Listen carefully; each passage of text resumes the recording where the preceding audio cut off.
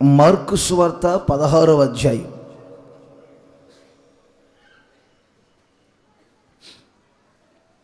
9వ వాక్యాన్ని నేను చదువుతాను. ఆదివారము తెల్లవారినప్పుడు యేసు లేచి తాను 7 దయ్యములను వెళ్ళగొట్టిన మగ్దలేనే మరియకు మొదట కనబడెను. మరియా అనే పేరు కలిగిన వ్యక్తులు బైబిల్లో 6 ఉన్నారు. ఒక ఆమె యేసుక్రీస్తుకు జన్మనిచ్చిన మరియా, ఇంకొక ఆమె క్లోపా అనే ఒక వ్యక్తి ఉన్నాడు. క్లోపా అనే ఒక వ్యక్తి భార్య. ఇంకొక ఆమె మార్కు తల్లి అయిన మరియా. ఇంకొక ఆమె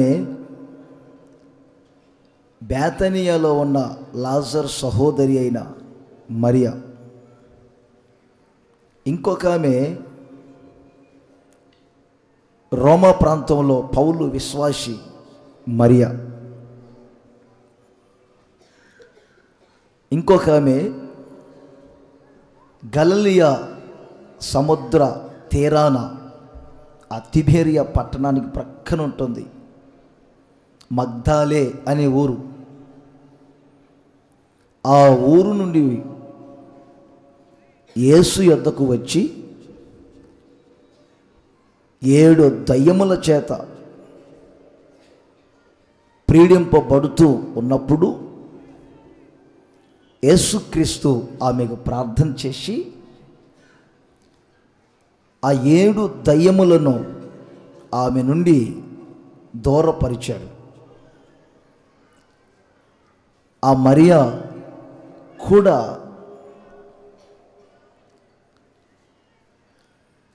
యేసుక్రీస్తు ఒకసారి దేవాలయం వద్ద ఉన్నప్పుడు పాపాత్మురాలైన ఒక స్త్రీని తీసుకొని వచ్చి ఆమె మీద నేరము మోపిరి, మోషే ధర్మశాస్త్రం ప్రకారం ఈమెని శిక్షించాలి, నీవు రక్షకుడు కదా, మరి ఈమెని శిక్షిస్తావా విడిపిస్తావా అనే ఆ స్త్రీకి కూడా మరియే అని బైబిల్ పండితులు చెప్తారు. కానీ అక్కడ మాత్రం ఆమె పేరు వ్రాయబడలేదు మరియా అని. 7 దయ్యముల చేత పీడింపబడుతూ రకరకాల పాపాలతో మునిగిపోయిన వ్యక్తి అని పండితులు చెప్తారు. ఈ మరియా అనే పేరు మీద యెరూషలేముకు తూర్పున ఉన్న ఆ ప్రక్కన ఒలీవల కొండ మీద గెత్సెమనే తోట ప్రక్కన ఆమె పేరు మీద ఒక చక్కని ప్రార్థన మందిరం కట్టారు. మగ్దాలే చర్చి అంటారు దాన్ని. బైబిల్లో యేసుక్రీస్తు అభిమానులు, భక్తులు, రహస్య భక్తులు, గాఢముగా యేసుక్రీస్తును ప్రేమించిన వారు, యేసుక్రీస్తుతో నడిచిన వారు చాలామంది ఉన్నారు. కానీ ఈ మగ్దలే మరియాలో అందరికంటే చాలా ప్రాముఖ్యమైనటువంటి వ్యక్తి క్రైస్తవ ప్రపంచానికి మాదిరిగా ఉన్న వ్యక్తి ఈమె. ఎందుకు అని మీరు అంటారేమో. ఆయన 3.5 సంవత్సరాలు సశరీరుడిగా ఉన్నప్పుడు, సంచరించినప్పుడు, సువార్త ప్రకటించచ్చు, చాలా పర్యాయాలని చెప్పారు, నేను మృతుల్లో నుండి తిరిగి లేస్తాను అని.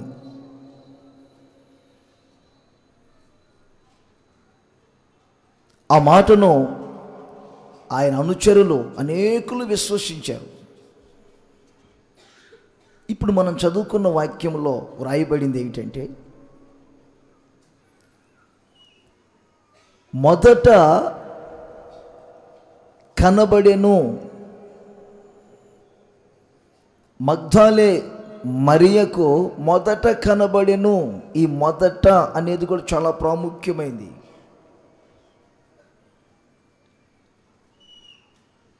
దైవజనుడు పౌలు కూడా ఒక మాట చెప్తున్నారు చూడండి. ఈ బైబిల్ గ్రంథస్థం చేసినటువంటి పండితులు స్త్రీల పేరులను ఎక్కువగా లిఖించలేదు, పురుషుల పేరులనే లిఖించుకుంటూ వచ్చారు. కొరింథీ మొదటి పత్రిక 15వ అధ్యాయం 4వ వాక్యములో మనం గమనిస్తే అక్కడ ఏమని వ్రాయబడింది? లేఖనముల ప్రకారం 3వ దినమున లేపబడెను. పౌలు సాక్ష్యం చెప్తున్నారు. లేఖనముల ప్రకారం 3వ దినమున యేసుక్రీస్తు లేపబడెను. ఆయన కేఫాకును, మొదట మరియకును అని చెప్పాలి. అందుకే ఈ స్త్రీల పేరులో చాలా చోట్ల మరుగు చేయబడింది. ఈరోజు ఈ ప్రసంగంలో ఆమెను కొంచెం వెలుగులోకి తేవాలని నేను ఆశపడుచున్నాను. ఎవరికి ఏమని రాయబడింది అక్కడ? త్వరగా చదివితేనే చదవాలి, లేకపోతే నేనే చెప్పుకుంటూ వెళ్తా. ఆయన కేఫాకును తర్వాత 12 కనబడెను. మృతులలో నుండి యేసుక్రీస్తు లేపబడెను. లేఖనముల ప్రకారం 3వ దినమున లేపబడెను. ఆయన కేఫాకును తరువాత 12 కనబడెను. తర్వాత అటు పిమ్మట 500కు ఎక్కువైన సహోదరులకు ఒక్క సమయమందే కనబడెను. మరలా తర్వాత వీరిలో అనేకులు ఇప్పటి వరకు నిలిచి ఉన్నారు, కొందరు నిద్రించిరి. తరువాత ఆయన యాకోబునకును అటు తర్వాత అపోస్తులందరికీ కనబడెను. ఆఖరికి ఎవరికి కనబడ్డాడు? అందరికీ కడపట అకాలమందు పుట్టినట్టున్న నాకును కనబడెను. అందరికి కనబడెను కనబడెను కనబడెను కనబడెను. ఇప్పుడు మొదట ఎవరికి కనపడ్డారు? మరియకు. ఆయన పునరుద్ధానపు దర్శనం, ప్రత్యక్షత మొదటిగా ఎవరికి ఇచ్చారు? ఆయన మరియకు, ఈ మగ్దలే మరియకు. ఆ తర్వాత అందరికీ కనబడతా వచ్చారు. ఇప్పుడు నన్ను మీరు అడిగితే నేను చెబుతాను, ఆయన నాకు కనబడ్డారని. మిమ్మల్ని నేను అడిగాను అనుకోండి, మీరు చెప్తారు కనబడ్డారు. వంకర కర్ర ఒకటి పట్టుకొని, గొర్రె పిల్లని ఒకటి చంకలో పెట్టుకొని, గడ్డం నెరిసిపోయింది, క్రిస్మస్ తాతలా కనపడ్డారు అని చెప్తారు. ఈ మరియను గురించి ఇంకొంచెం నేను ఆలోచన చేస్తూ ఉంటే, మొదట అనేది కూడా జ్యేష్ఠుల సంఘానికి సూచనగా ఉంటుంది. ప్రథమ ఫలము క్రీస్తు లేపబడెను. ప్రతివారు వారి వారి వరసలలో లేపబడతారు. ఆయన వచ్చినప్పుడు ఆయన వారు బ్రతికింపబడుదురు అని లేఖనాలు తెలియజేస్తున్నాయి. ఈ మరియ ఒక జ్యేష్ఠుల సంఘానికి సాదృశ్యముగా కూడా ఉన్నది అనే సంగతిని మీరు గమనించాలి. నేను అందుకే ఇప్పుడు అడిగాను, సమాధుల తోటల్లోనికి దొడ్లలోకి వెళ్ళొచ్చారా అని. ధైర్యంగా చెప్పారు, నేను సన్మానిస్తాను అనుకున్నారు. పాపం మంచిది. వెళ్ళినప్పుడు మరి యేసుక్రీస్తు కనిపించారా? ఒక్కొక్కరికి అక్కడ నాకు కనపడిను, వారికి కనపడిను, వారికి కనపడిను, వారికి కనపడిను, వారికి కనపడిను. అకాలమందు పుట్టి పెరిగిన కడపట నాకు కనపడిను అని పౌలు చెప్తున్నారు. ప్రపంచమంతా ఇప్పుడు అదే చెబుతుంది. నిరీక్షణ లేని లోకానికి నిరీక్షణ కలిగించిన యేసు యొక్క పునరుద్ధానముతో ప్రపంచ లోకానికి ఒక నిరీక్షణ కలిగింది. జీవితకాలమంతా మరణ భయం తొలగిపోయింది. మరణముతోనే మనిషి జీవితం ముగింపు అనుకుంటున్నటువంటి ప్రపంచానికి, క్రైస్తవ లోకానికి ఒక నిరీక్షణ కలిగింది. ఆ పునరుద్ధానుడైన యేసు మరియకు కనపడినట్లుగా ఆయన తన్ను తాను మీకు ప్రత్యక్షపరుచుకుంటున్నారా?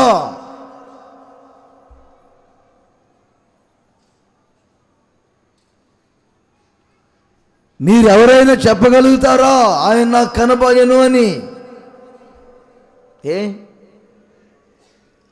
ఈ మరియలో ఉన్నటువంటి లక్షణాలు ఏమై ఉంటే ఆయన మరియకు మొదట కనబడిను.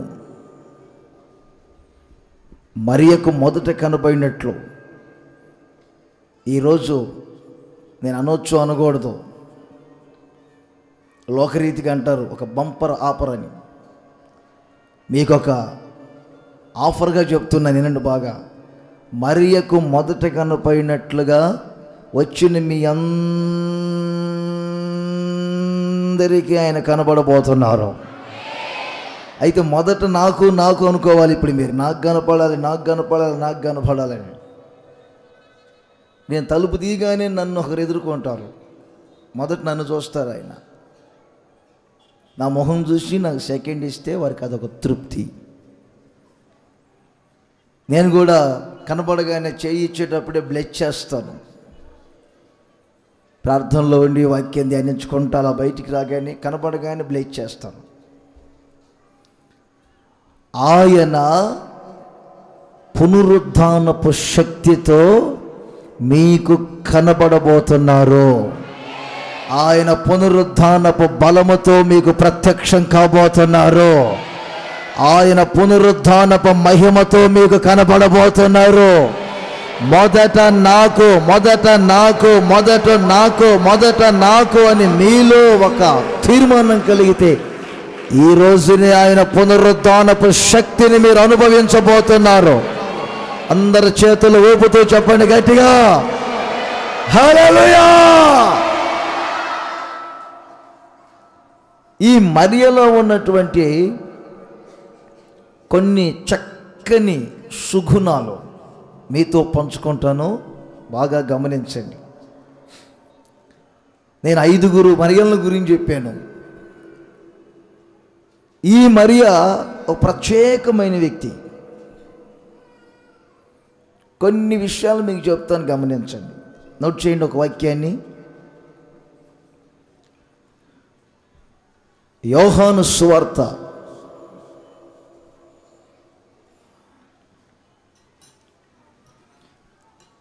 19వ అధ్యాయం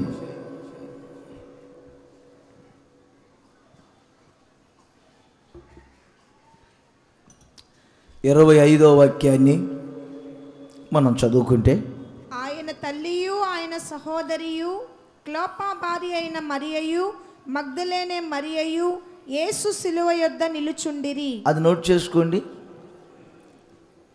యేసు శిలువ యొద్ద నిలిచియుండిరి. ఈ మరియా యేసు శిలువ యొద్ద నిలిచి ఉండెను.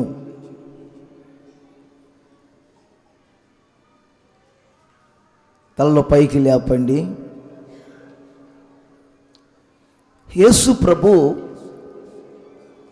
ఇంకా కొద్ది రోజుల్లో నేను శిలువకు అప్పగించబడతాను,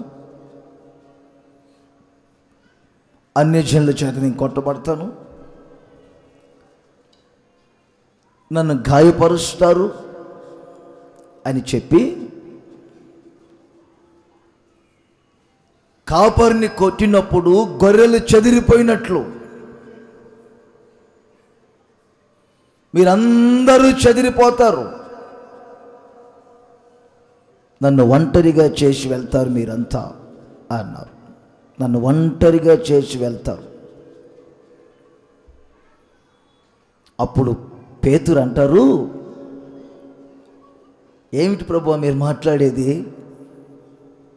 ఎవరిని గురించి మాట్లాడుతున్నావు?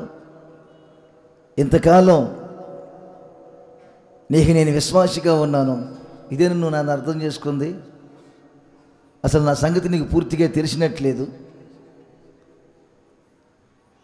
నేను అలాంటి వ్యక్తిని కాదు. నీ విషయమై ఎవరు అభ్యంతరపైనా నేను మాత్రం అభ్యంతరపడును.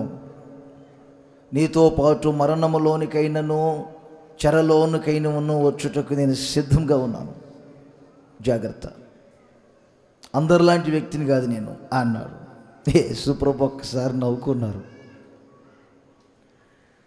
ఆ మాట అన్న ఈ పేతురు మత్తయి సువార్త 26:58 చదువుకోండి మీరు. యేసుక్రీస్తును పట్టుకొని కొట్టి తీసుకొని వెళ్తుంటే పేతురు ప్రధాన యాజకుని ఇంటి 26:58 మత్తయి సువార్త. పేతురు ప్రధాన యాజకుని ఇంటి ముంగిటి వరకు ఆయనను దూరము నుండి వెంబడించి లోపలికి పోయి దీని అంతము మీరు గమనిస్తున్నారా? నీతో పాటు చెరలోనికైనను నీతో పాటు మరణములోనికైనను వస్తానన్న పేతురు ఇప్పుడు ఎక్కడున్నారు? చెప్పరేంటండి? తలలు పైకి లేపానండి, ఓరికి ఎందుకు కిందకి ఉంచుతారు? నీకు రెఫరెన్స్లు చెప్పే పెద్ద బాధ అయిపోయింది నాకు. ఏమోలే ఈస్టర్ పూట అన్నా 4 మాటలు రెఫరెన్స్లు చెబుదామని నేను అనుకుంటే పెట్టిన తలకాయ పెట్టినట్టేనా ఏంటి? ఏమైనా సమాధుల్లోకి వెళ్ళి ఏడ్చొచ్చారా మీరు కూడా? 6 అంటే ధైర్యంగా చెప్పారు కొత్త వాళ్ళు తెలవక. మీలో కూడా కొంతమంది పాత వారు ఉన్నారు, వెళ్ళొచ్చి దీని అంతం ఏమవుతుందో అడిగారు అని చెప్పి మౌనంగా కూర్చున్నారు. నాకు తెలియని కథ ఏం కాదు మీ సంగతి. ఉన్నారు మీలో చాలామంది. అబద్ధం ఆడకుండా చేయొద్దంటే ఎదుగుతారు. రాత్రి ఒక ఆమె చెప్పారులే నాకు, మా పాస్టర్ గారు అండి, అన్నయ్య గారు పొద్దున్న 4 గంటలకండి సిఆరా ఎవరైనా సిఆర్ అందరం కలిసి అండి అన్నయ్య గారు అండి, అసలు 4 గంటలకి ఎవరు మేము పల్లెల్లో ఉండమండి అన్నయ్య గారండి, అందరం సమాధుల దొడ్లోకి వెళ్తాం. విన్నారండి?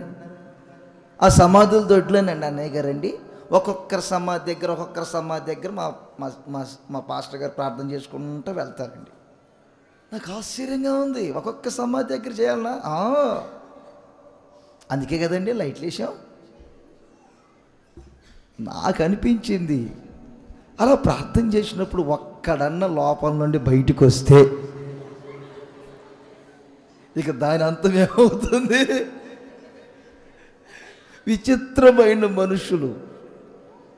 యేసన్న గారిని కూడా ఒకసారి బలవంతం చేశారంట, సమాధుల దొడ్లోనికి ప్రార్థన చేయటానికి రమ్మంటే, సరే అసలు ఏం జరుగుతుందో చూద్దాం సమాధుల దొడ్లోనని వెళ్ళారంట యేసన్న గారు. అక్కడ వెళ్ళగానే ఒక ఆమె, ఈ విషణ గారు ఉంటుంది కదండి, ఆ విషణ గారు తీసుకొని పాపం ఈస్టర్ రోజు ఉదయాన్నే విషణ గారితో సమాధిని విసురుతుందంట ఆమె. ఏంటమ్మా అని అడిగారంట. బ్రతికున్న రోజుల్లో ఒకటే విసురు అనేవాడయ్యా, అందుకని విసురుతున్నానయ్యా అన్నదంట. ఏమే ఆహా అని ఇంకొక సమాధి దగ్గరికి వెళ్ళగానే ఆ సమాధి దగ్గర కాళ్ళ దగ్గర ఒక ఆమె, తల దగ్గర ఇంకొక ఆమె కూర్చొని ఏడుస్తున్నారంట. వీరిద్దరెవరు? నేను భార్య చెల్లిలా లేకపోతే ఎవరు అని ఆలోచన చేస్తే ప్రక్కనున్నాయని చెప్పారంట. ఆమె పెద్ద భార్య తల దగ్గర కూర్చుంది, కళ్ళ దగ్గర కూర్చున్నాము చిన్న భార్య అని చెప్పి. పెద్ద భార్య చిన్న భార్య ఇద్దరు కూర్చొని ఏడుస్తున్నారట. ఇంకొక ఆమెమో మీకు చెప్పొచ్చో లేదో, ఆ తల దగ్గర అంత బెజ్జం కొట్టి, ఆ బెజ్జంలో ఒక గరిటె ఉంటుంది కదా, కెరోసిన్ వడగట్టి, దాన్ని ఏమంటారు, దాన్ని పెట్టి సారాయి పోస్తుందంట దాంట్లో. ఏమిటమ్మా ఈ సీన్లో ఉన్నావంటే, బ్రతికున్న రోజుల్లో ఒకటే పొయ్యి పొయ్యి పొయ్యి సారాయి పొయ్యి అనేవాడట. ఇక ఆఖరికి ఏసన్న గారు చెప్పిన మాట ఏమిటి తెలుసా, వారు చచ్చిన తర్వాత కూడా వారిని మీరు నెమ్మదిగా ఉండనియటం లేదు. ఫస్ట్ పాయింట్ నోట్ చేసుకోండి. సెకండ్ పాయింట్ నోట్ చేసుకోండి. ఏంటంటే సెకండ్ పాయింట్, అసలు చచ్చింది వారు కాదు, మీరు చచ్చారు. పాపంలో మీరు చచ్చి ఉన్నారు. వింతైన మనుషులు. ఒకరెవరైనా బయటకు వస్తే ఎవరుండరు అక్కడ.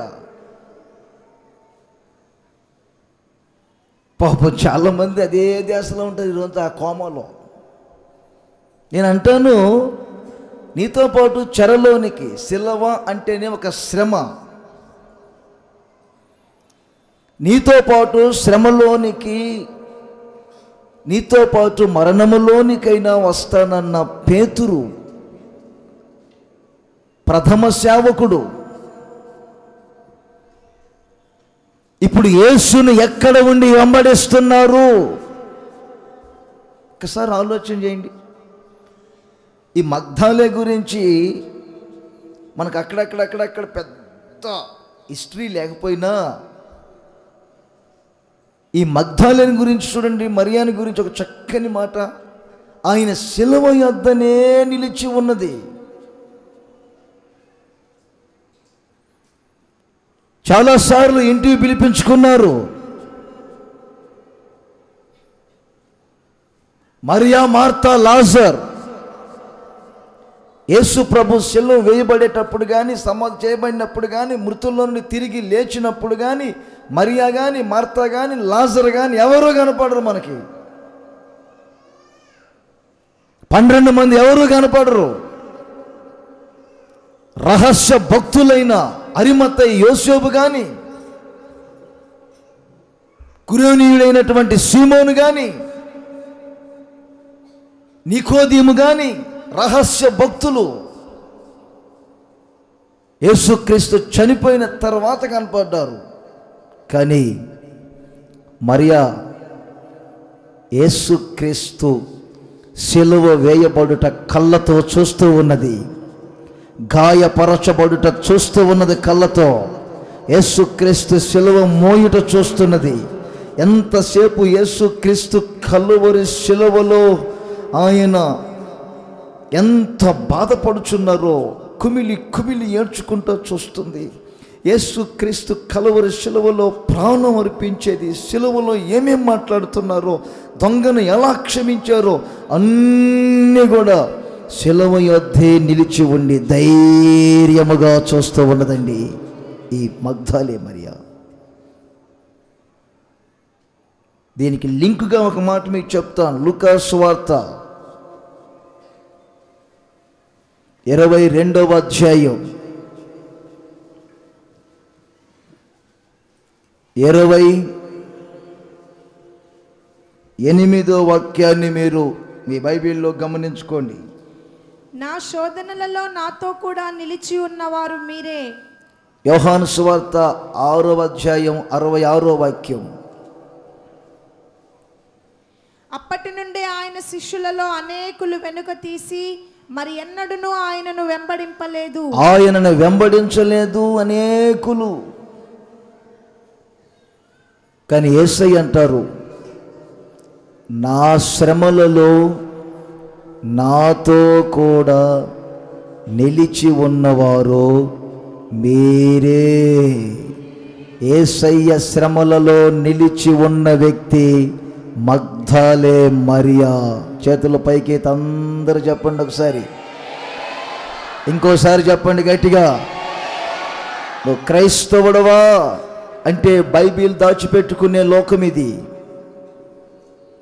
నీ పేరేమిటంటే, నా పేరు మరియా, మార్తా, సంతోషమ్మ, నా పేరు సిలవరాణి, నా పేరు అని యేసుక్రీస్తు యొక్క పేరట పేర్లు చెప్పుకోకుండా దాచిపెట్టే రోజులు ఈ రోజులు. పేరు చెప్పుకుంటే ఎక్కడ క్రైస్తవ మతం అంటారు, లేకపోతే అదేదో తక్కువ కులం వ్యక్తిని ఆరాధన చేస్తున్నారేమని లోకం భ్రమపడుతున్న రోజులు ఈ రోజులు.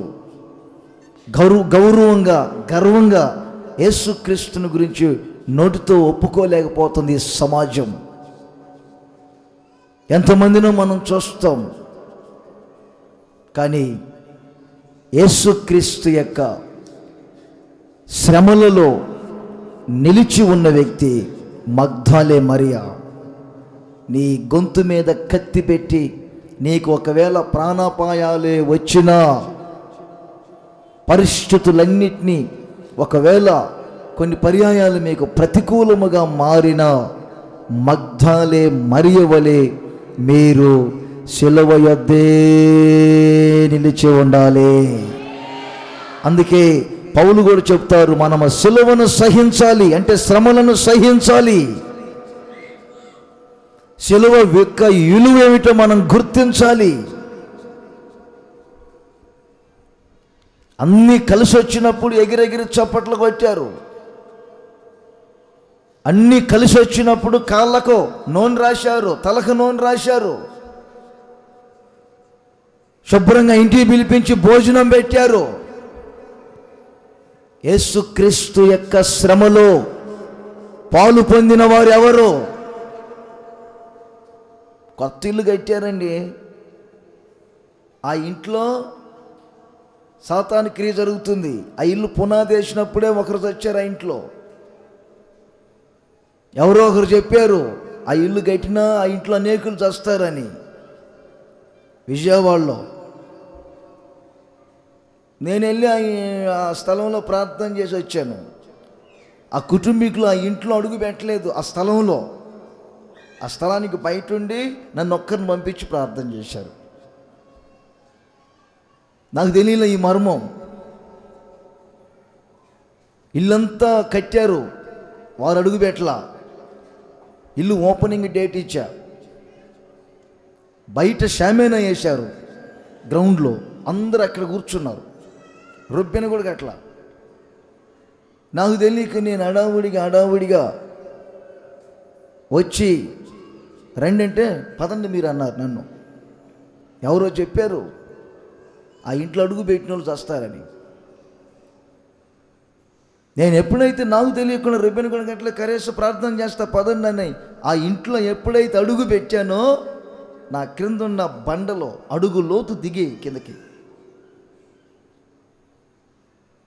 అడుగు లోతు కంకర ముక్కలైపోయినాయి బండలన్నీ.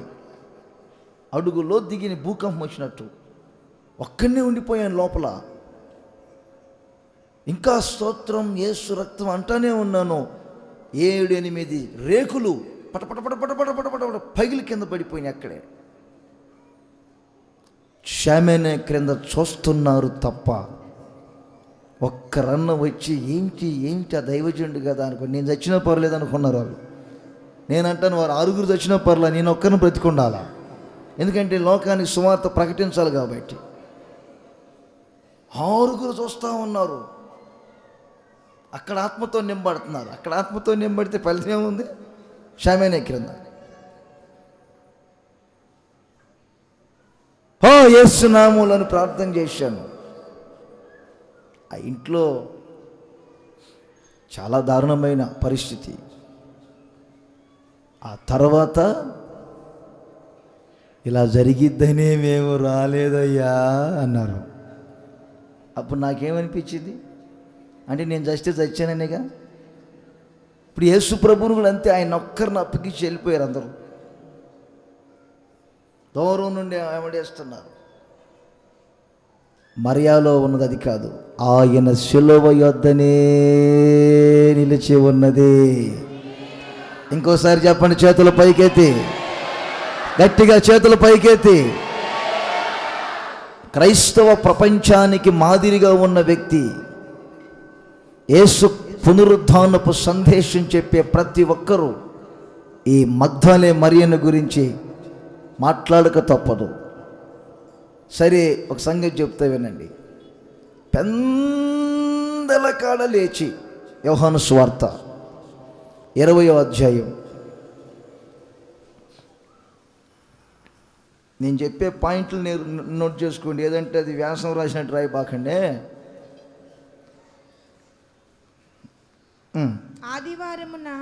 ఆదివారమున ఇంకనూ చీకటిగా ఉన్నప్పుడు, మనమేమో 9 గంటల తర్వాత అడ్జస్ట్ అయిపోవండి. రాజన్న గారు, భార్యా పిల్లలు ఉన్నవారు మీకు కద్దండి, అడ్జస్ట్ అయిపోండి రాజన్న గారు, కొంచెం హృదయాన్ని విశాలం చేసుకోండి రాజన్న గారు. ఏంటండి సిస్టర్ గారు ఇలా అంటారంటే, మరి తప్పద్దండి, మీరేమో 9కే పెట్టారు ఆరాధన, ప్రొద్దున్నే లేవాలా, లేవటమే నేను 8కి లేస్తానండి, పిల్లలను చక్క పెట్టుకోవాలి, అంత తినాలి, బాత్రూంలో ఒక అరగంట ఉండాలి, అద్దం దగ్గర ఒక 30 నిమిషాలు ఉండాలా, అన్నీ చేసుకొని బయలుదేరి వచ్చేసరికేనండి సరిగ్గండి 10:30 అండి. అడ్జస్ట్ అయిపోండి. రాత్రి అంతా మరియాకి నిద్ర పట్ల, మగ్దలేకి పెందల కాడ ఇంకా చీకటి ఉన్నప్పుడే మగ్దలేనే మరియ పెందల కడ సమాధి యొద్దకు వచ్చి సమాధి మీద ఉండిన రాయి తీసివేయబడి ఉండుట చూచెను. ఇంకొకరు పేరు లిఖించదు అక్కడ.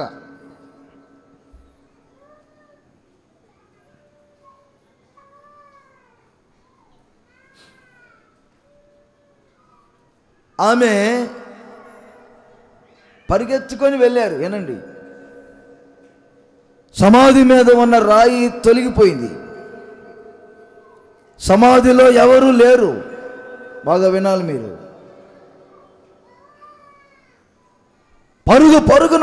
పరుగున వెళ్ళారు. వెళ్ళి పేతురుకు, యోహానుకు ఈ సంగతి చెప్పారు. అయ్యా, మన ప్రభువుని ఎవరో ఎత్తుకుపోయారు, సమాధిలో లేరు యేసయ్య, ఏమైపోయారో కనబడటం లేదు అనగానే, మీరు నోట్ చేయండి 6వ వాక్యం. అంతటా సీమోను పేతురు అతన్ని వెంబడి వచ్చి, 5 కూడా చదవండి. వంగి నారబట్టలు పడి ఉండుట చూచెను గాని అతడు సమాధిలో ప్రవేశింపలేదు. ఇతని పేరు యోహాను. సమాధిలో ప్రవేశించకుండా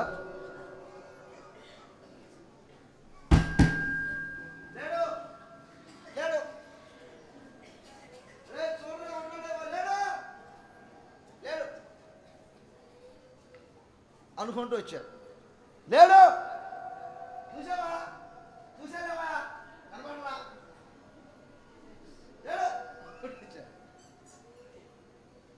మరి పేతురు ఏం చేశారు చెప్పండి? సీమోను పేతురు అతని వెంబడి వెళ్ళి సమాధిలో ప్రవేశించి, అప్పుడు ప్రవేశిస్తున్నాడు, అతని ముందేమో దూరంలో ఉన్నాడు, ఇప్పుడు వెళ్ళాడు. తెలుసా, మీకు చెప్పొచ్చో లేదో ఆ ప్రస్తావన ఇప్పుడు ఎందుకు అంటారా? మన ఊరి మీద పులి వస్తుందిరా, పులి చంపరా, మన పుల్ని చంపినాడు మొనగాడు అంటే ఒకడెవడో చంపాడు, దాని గోరులు ఏకలు మొత్తం కోసుకొని వెళ్ళిపోయాడు. ఆ తర్వాత చచ్చిన పులి దగ్గరకు వచ్చాడు ఇంకొకడు. అంతకెందుకు, మొన్న ఇక్కడ ఒక పాము వచ్చింది, పాము రాగానే కిటికీలో వస్తుందా, 10 మంది ఉన్నారు మన కుర్రాళ్ళు, ఆ పామును చూసి అక్కడక్కడ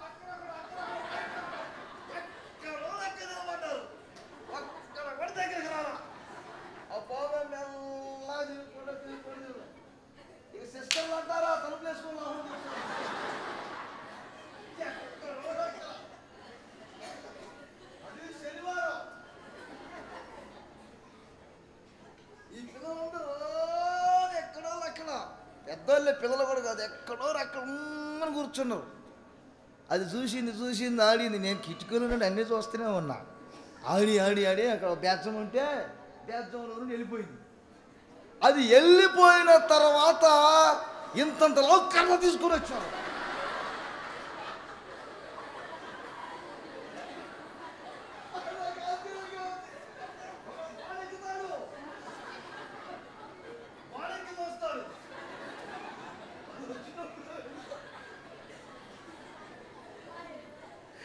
మీకు అర్థమైందా? ఇప్పుడు అది వచ్చినప్పుడేమో పారిపోయారు, ఇప్పుడు పెద్ద కర్ర తీసుకొని బాడేసి వస్తారు వీరుల్లాగా. పేతురు సంగతి కూడా ఇప్పుడు అది విన్నారా మీకు? పేతురు సంగతి కూడా ఇప్పుడు అదే. యేసు ప్రభువుని పట్టుకొని వెళ్తున్నప్పుడేమో ఏమండి దూరం దూరం దూరం దూరం చూశారు. ఇప్పుడు ఎవరు లేనప్పుడు ఎల్లబాకు సమాధిలో కానీ వ్యవహారంటే సమాధిలోకి వెళ్ళొద్దంటే ఏంటి? యేసు ప్రభుతో చెరలోనికైనా సమాధిలోనికైనా వస్తానని చెప్పలా? ఇప్పుడండి పేతురు టైపు, ఆ టైపు ఇద్దరు చూశారు. మొత్తం మీద చూసి లేడు కాసేపు ఉండొచ్చుగా, కాసేపు ఉండాలా లేదా? ఉండకుండా యోహాను ఎందుకైనా మంచిది కాసేపు మనం ఉన్నామంటే మాత్రం వాళ్ళు వస్తారు. మర్యాదగా చెప్పండి, మీరు సమాధి దగ్గర ఉన్నారంటే యేసు ప్రభుని మీరే సమాధిలో నుండి ఎత్తుకుపోయి ఉంటారు. మర్యాదగా చెప్పండి అంటారు. ఎందుకు వచ్చిన గొడవని చూడండి, ఏమనుందో క్రింద చూడండి. అంతటా ఆ శిష్యులు తిరిగి తమ వారి యొద్దకు వెళ్ళిపోయిరి. ఏం కాసేపు ఉండకూడదా? కాసేపు ఉంటే ఎలా ఉండు? కాసేపు ఉంటే యేసు ప్రభు కనబడేవారేమో. ఎందుకు ఉండలేదు తెలుసా? కాసేపు ఉంటే వారు వస్తారు. యేసు ప్రభుని మీరే తీసుకెళ్ళారా అంటారు. ఎందుకు వచ్చిన గొడవ అని తిన్నగా వెళ్ళిపోయారు. కానీ మీరు 11వ వాక్యాన్ని చదువుకుంటే అయితే యోహాను వెళ్ళిపోయినా ఆ తర్వాత పేతురు వెళ్ళిపోయినా అయితే మరియా సమాధి బయట నిలిచెను. చేతుల పైకే చెప్పండి గట్టిగా. మొదట ఏం చెప్పాను? సిలువ యొద్ద నిలిచెను. అది మీరు రైమింగ్ వర్డ్స్ గుర్తుపెట్టుకోవాలి. సిలువ యొద్ద నిలిచెను. రెండోది ఇప్పుడు ఎక్కడ నిలిచి ఉందామే? సమాధి యొద్ద నిలిచి ఏడ్చుచుండెను. వెళ్ళలేకపోతుంది. యేసయ్యతో ఉన్న అనుబంధాన్ని చంపుకోలేకపోతుంది. యేసయ్య మీద ఆమెకు పెనవేసుకున్న బంధం,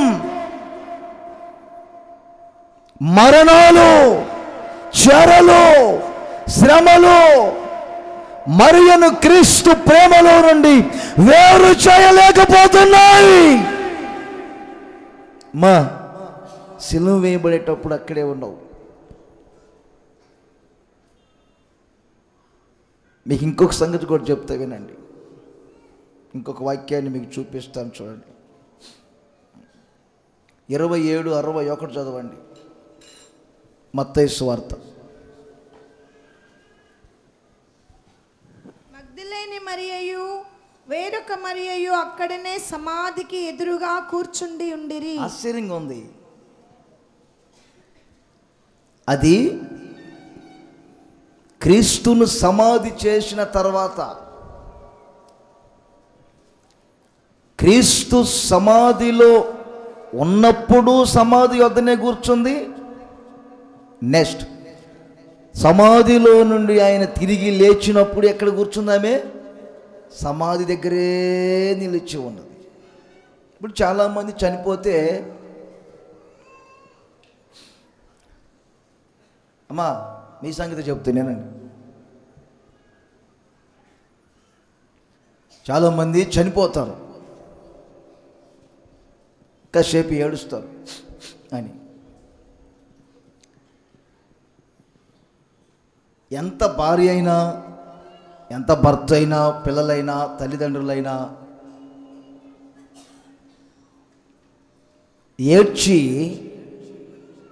ఏడ్చి ప్రలాపిస్తూ ఉన్నప్పుడు నీ తల్లి కదా, నీ తండ్రి కదా, నీ కూతురు కదా, మా సమాధి దగ్గరే లేదా శవం దగ్గరే కాసేపు కూర్చోమంటే కూర్చుంటారా ఎవరైనా? ఎవరో ఒకరు పక్కన లాగుతూ ఉంటారు, రా అక్క వెళ్దాం అంటుంటారు. అనుకుంటే తప్పదు వెళ్ళక. యేసుక్రీస్తు సమాధి చేయబడ్డారండి, అందరూ వెళ్ళిపోయారండి. ఆ సమాధి దగ్గరే కూర్చొని యేసయ్యని గురించి ఆలోచన చేస్తుంది. నా యేసు సిలువ వేయబడ్డారు, నా యేసు సమాధి చేయబడ్డారు, ఇక నా బోధకులు లేడు నాకు. చూడు ఆయన్ని సిలువ వేసి చంపారు, నేను ఒంటరిని అయిపోయాను, నా పరిస్థితి ఏమిటి? ఆయన సమాధి దగ్గరే కూర్చొని ఏడుస్తుంది. మొత్తం మీద వెళ్ళారు. ఆయన సమాధిలో నుండి తిరిగి లేచిన తర్వాత పేతురు యోహానులు వెళ్ళిపోయినా కానీ ఏం వెళ్ళటం లేదు. సమాధి బయట కూర్చొని ఆ రాయిలో తొలిచారు, ఒక బండలో, సమాధిని బండలో తొలిచారు. ఆ బయటంతా ఓపెన్ ప్లేస్. అక్కడ కూర్చొని ఆమె ఏడ్చుచూ ఉండగా కాసేపట్లో రాయబడిన మాట ఏమిటి తెలుసండి? ఒక దేవదూత కనపడ్డారు. మా ఎందుకు ఏడ్చుచున్నావు అని. ఆయన చెప్పినట్టే మృతుల్లో నుండి తిరిగి లేచారు. ఏడవబాకమ్మా మరియమ్మ, ఏడవబాకు అన్నారు. ఆయన అలా తిరిగారండి. అలా తిరగగానే ఒక వ్యక్తి కనపడ్డారు. ఎందుకమ్మా ఏడ్చుచున్నావు అని ఆయన అన్నారు. అయ్యా నువ్వు తోటమాలివా? నా బోధకుడు ఎక్కడున్నారు అంటూ ఉన్నారా? ఒక్కసారి యేసయ్యా మరియా అన్నారు. ఆ మరుక్షణమే యేసయ్య ప్రత్యక్షతను కళ్ళతో చూసింది ఆమె. దేవునికి స్తోత్రం కలగను. అందరు చెప్పండి గట్టిగా హల్లెలూయా. చావైనా బ్రతుకైనా నీవే యేసయ్యా అనండి అందరూ. అంటారా మీరు? మరియా అన్నట్టు తెంచుకోలేదండి బంధాన్ని. యేసయ్య సమాధి దగ్గరే కూర్చోవటం, నిలిచి ఉండటం ఈమెలో ఉన్న ఒక ప్రత్యేకమైన అనుభూతి. నేను ఒక సంగతి చెప్తాను, బాగా వినండి. యోబు ఆపదలో ఉన్నాడు. యోబు స్నేహితులు యోబు దుఃఖములో ఉన్నారని విని వచ్చి యోబుతో పాటు ఆ మట్టిలో 7 రోజులు కూర్చొని వారు తమ మాటల చేత యోబును ఆదరిస్తున్నారు, ఓదార్చుచున్నారు. శ్రమలో ఉన్నారు, పిల్లలు చనిపోయారు. నేనంటాను, చనిపోయిన వ్యక్తి మీద లేక చనిపోయిన వ్యక్తి యొక్క ఇంటి మీద కొంతమంది దుఃఖపడుతూ ఉన్నారంటే వారికి ఉన్నటువంటి ఆ ప్రేమ ఆప్యాయతలలో కలిగే ఓదార్పుని ఇతరులకు కలగజేస్తారు, ఆదరిస్తారు, ఓదారుస్తారు. మీకు తెలుసా, కొన్నిసార్లు మీ ఇంటి వారందరూ మిమ్మల్ని ఒంటరిగా విడిచిపెట్టి వెళ్ళిపోతే మీకు ఎలా ఉంటుంది? నా ప్రాణంలో ప్రాణమని, నీ అడుగుల్లో నేను అడుగు వేస్తానని ఎవరు విడిచిపెట్టినా నేను విడిచిపెట్టనని నిబంధనలు చేసి, వాగ్దానములు చేసి, ప్రేమను పంచుకున్న ఆప్యాయత కలిగిన వ్యక్తులే మిమ్మల్ని ఒక్కసారి పట్టించుకోకుండా వెళ్ళిపోతే మీకు ఎంత దుఃఖం ఉంటుంది. చనిపోయిన ఇంట్లో ఒక ఆదరణ, ఓదార్పు ఎంత అవసరమో. నేనంటాను, ఈ మగ్ధలేని మరియాను చూసి, నీవు సామాన్యమైన వ్యక్తివి కాదు. యేసుక్రీస్తు సమాధిలో పాతి పెట్టబడినప్పుడు సమాధి దగ్గరే కూర్చున్నావు. యేసుక్రీస్తు సమాధిలో నుండి తిరిగి లేచిన తర్వాత కూడా సమాధి వద్దనే నీవు నిలిచి ఉన్నావంటే యేసయ్యనే ఆదరించే స్థితిలో ఉన్నది ఈ వ్యక్తి. దేవునికి స్తోత్రం కలుగునగాక. కొన్నిసార్లు యేసయ్య దుఃఖపడలేదా?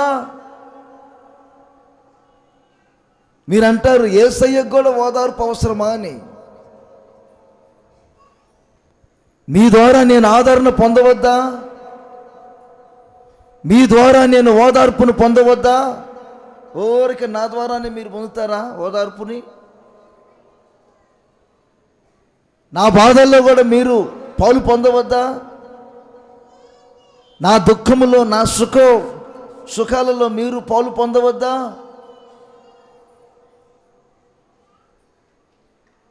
మరియాలో ఉన్న ప్రత్యేకమైన అనుభూతి. అందరూ వెళ్ళిపోయారే నన్ను ఒంటరిగా చేసి అని దుఃఖపడుతున్నప్పుడు నేనున్నానయ్యా, నేనున్నాను అని యేసయ్యను ఆదరించి, యేసయ్యను ఓదార్చి, యేసయ్య కళ్ళల్లో ఉన్న కన్నీళ్లను తుడిచేటటువంటి స్థితిలో ఉన్నది. దేవునికి స్తోత్రం కలుగునుగాక. అందరు చెప్పండి చేతుల ఊపుతూ గట్టిగా. ఈమెలో ఉన్న ప్రత్యేకమైన అనుభూతి అది. నిన్ను చూసి నా దేవుడు ఆనందించాలి, నిన్ను చూసి నా దేవుడు ఓదార్పు పొందాలి, నిన్ను చూసి నా దేవుడు దుఃఖాన్ని దిగమరింగుకోవాలి. కొన్నిసార్లు మోషే ద్వారా దేవుడే దుఃఖాన్ని అణుచుకున్నాడు. కొంతమంది విశ్వాసులను బట్టి దైవజనుడైన పౌలు కూడా నీ ద్వారా నా హృదయం ఆదరణ పొందుతుంది, నా హృదయం విశ్రాంతిని పొందుతుంది అన్న సంభవాలు కూడా మనకు కనబడతాయి బైబిల్లో. ఈమెలో ఉన్న ప్రత్యేకత అవసరం కొరకే కాదు, యేసయ్యను అందరూ విడిచిపెట్టిన నేనొక్క వ్యక్తిని నిలిచి యేసయ్యనే నేను సంతోషపరుస్తాను, యేసయ్యనే నేను ఆదరిస్తాను, యేసయ్యనే నేను ధైర్యపరుస్తాను అనే స్థితిలో ఉన్న వ్యక్తి ఈ వ్యక్తి. అందుకే అందరూ వెళ్ళిపోయినా ఈమె ఒక్కరు మాత్రం సమాధి వద్దే నిలిచి ఉన్నది. అందరు చెప్పండి గట్టిగా. మూడో విషయం చెప్తాను, గమనించండి, నోట్ చేయండి. 15వ వాక్యాన్ని చదవండి.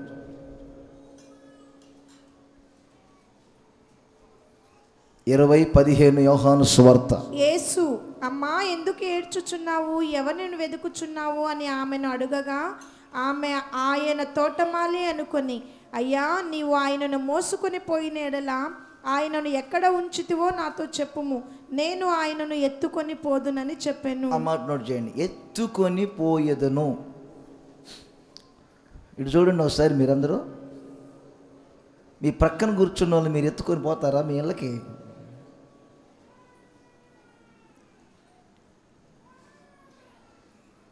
చెప్పండి. బుడ్డదాన్ని అయితే ఎత్తుకొని పోతారు, చిన్న పిల్ల కాబట్టి ఎత్తుకొని వెళ్తారండి. ఈ మరియా ఏమో ప్రేమ ఆప్యాయత ఇంత మరి ఉండొచ్చు, కానీ మరి ఇంత ఎక్కువ. ఆశ్చర్యంగా ఉంది ఈ మాట అంటున్నాడు. నువ్వు తోటమాలివి అయితే చెప్పాయా, నా బోధకుడిని ఎక్కడ పెట్టావు, ఎవరైనా తీసుకెళ్ళి ఎక్కడైనా పెట్టారా చెప్పండి. ఎందుకమ్మా? ఆయన ఎక్కడున్నా నేను అక్కడికి వెళ్ళి నేను ఆయనను ఎత్తుకొని పోయేదను. అంటే యేసయ్య భారాన్ని మోస్తున్న మరియ ఏమే ఎత్తుకొని పోవటం అంటే ఓరే కాసేపు ఎత్తుకొని పోవటం కాదు. నేను చెప్పాను కాబట్టి కాసేపు ఎత్తుకుంటారు, గేట్ దాటే వరకు. గేట్ దాటగానే విసిరి కొడతారు. పనికి మాల దాని ఎంతసేపు మోయాలి నిన్ను, ఏదో రాజన్న గారు చెప్పారు కాబట్టి ఎత్తుకున్నాను అని గేట్ అవతలకి తీయగానే బస్తాను పడేసినట్టు పడేస్తారు కింద. అంతే, నడుమిరిగిపోయింది. అన్నారా? ఈమెలో ఉన్న ప్రత్యేకత చూడండి, నాకు బాగా నచ్చింది. ఏమిటంటే నేను చెప్పండి ఆయనను చెప్పండి అందరూ ఎత్తుకొని పోయేదను. అంటే దీంట్లో మీరు బ్రాకెట్లో పెట్టుకోండి, యేసయ్య భారమును మోసే వ్యక్తి ఏమే. యేసయ్య భారాన్ని మోయాలి. ఒకప్పుడు మరియా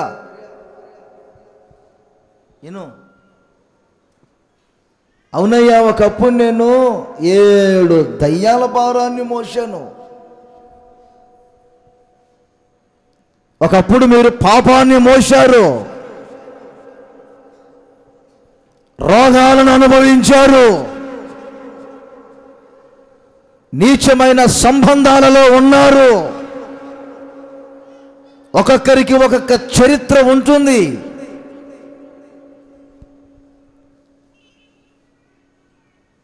అప్పుడప్పుడు అనుకోని యేసు ప్రభు నమ్ముకున్న వాళ్ళం కాదు మనం. ఏదో ఒక బాధలో ఉన్నాం, యేసు మనల్ని ఆకర్షించారు, ఆయన వైపు మనం మరలించబడ్డాం. మిమ్మల్ని గురించి చెప్పమంటే ఎంతమంది లేరు సాక్ష్యం చెప్పేవారు? సినిమా ట్యాకీసుల వైపు తిరిగేవాడిని, పేకాట ఆడే వ్యక్తిని, అక్రమ సంబంధాల్లో ఉన్నాను, పాపం చేసిన వ్యక్తిని, అనారోగ్యాలతో బాధపడిన వ్యక్తిని. ఎంతమంది లేరు మీలో? అందుకే వాక్యం అంటుంది, ఒకప్పుడు మీరు నాకు దూరముగా ఉండి ప్రయాసపడి భారాలు మోశారు, ఇప్పుడు నా యొద్దకు వచ్చి మీరు విశ్రాంతి నొందుచున్నారు. మీ భారాలన్నిటినీ నేను తొలగించాను కాబట్టి ఇప్పుడు మీరు సులువైన నా కాడిని మీద పెట్టుకొని మీరు నా కాడిని మోయొచ్చు వెళ్ళండి. ప్రతి చోట నన్ను భరించండి. ఇక నీకు ఉండవలసింది, మీకు చెబితే, నేను మిమ్మల్ని అడిగితే మీరు చెబుతారు రకరకాల భారాలు. కుటుంబ భారం అంటారు, పిల్లల భారం అంటారు, రకరకాల భారాల గురించి మీరు మాట్లాడతారు. కానీ మరియకు ఉన్న భారం ఏంటి తెలుసా? యేసయ్యను గూర్చిన భారము. హల్లెలూయా! ఈ స్వభావం మీకుండాలి. ప్రతి చోట యేసయ్యను గురించిన భారం ఉండాలి. యేసయ్య గురించి చెప్పాలి. యేసయ్యను గురించి మీరు అనేకల మధ్యలో ఆయన సువార్తను వ్యాపించేటటువంటి వ్యక్తులుగా మీరు మారాలి. మీ భారాలు మీరే, మీ భారాలు మీరే, మీ భారాలు మీరే మోసుకుంటూ వెళ్తే మిమ్మల్ని దేవుడు ఆశీర్వదించరా అని నేను చెప్పను, ఆశీర్వదించరని చెప్పను, ఆశీర్వదిస్తారు.